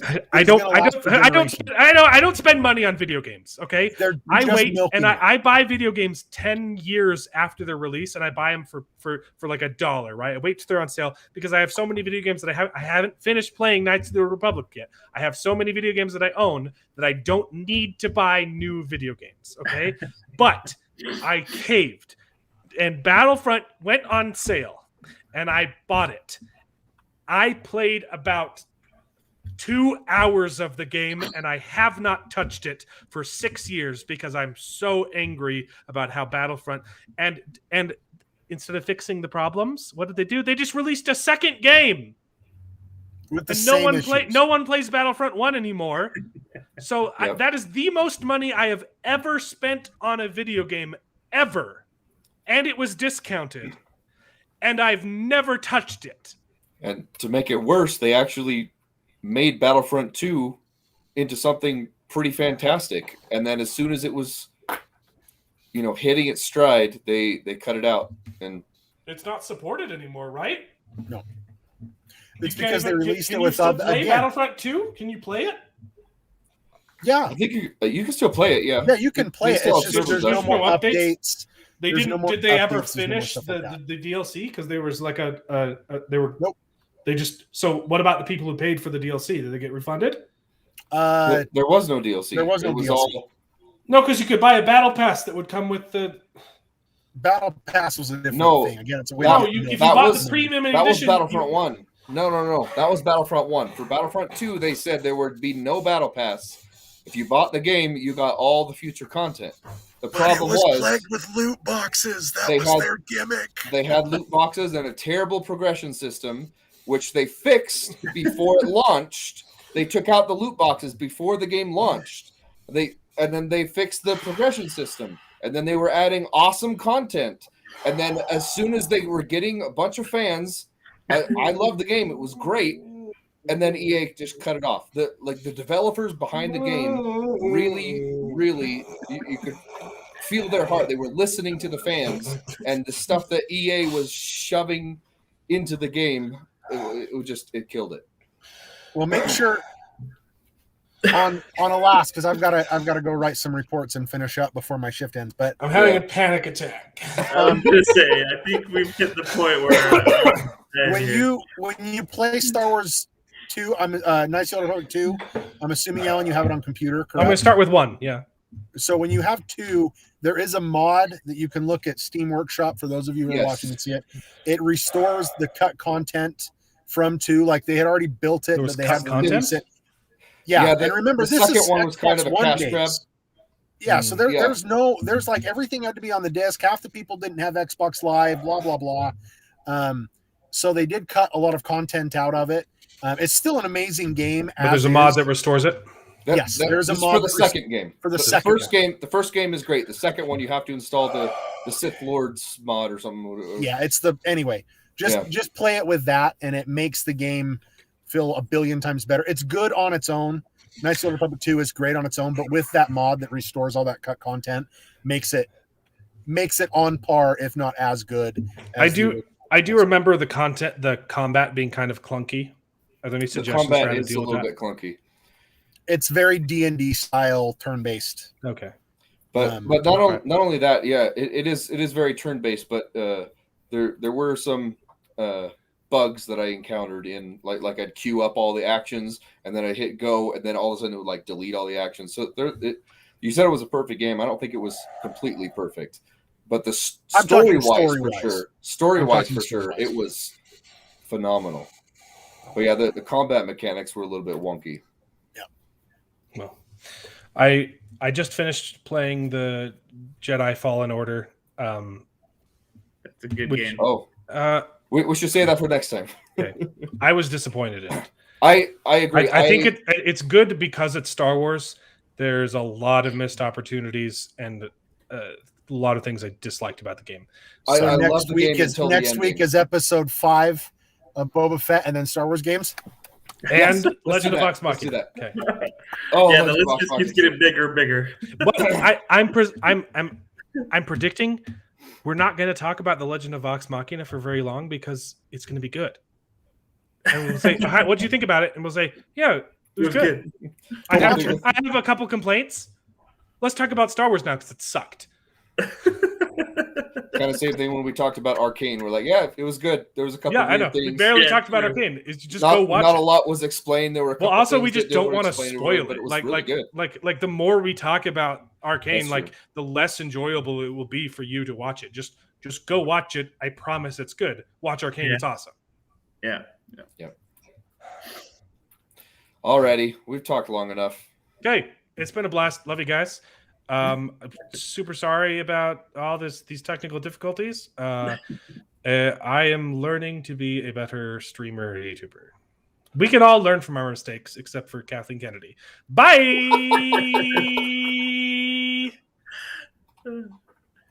Say it. Oh shoot! Maybe. Well, End the stream. And where's the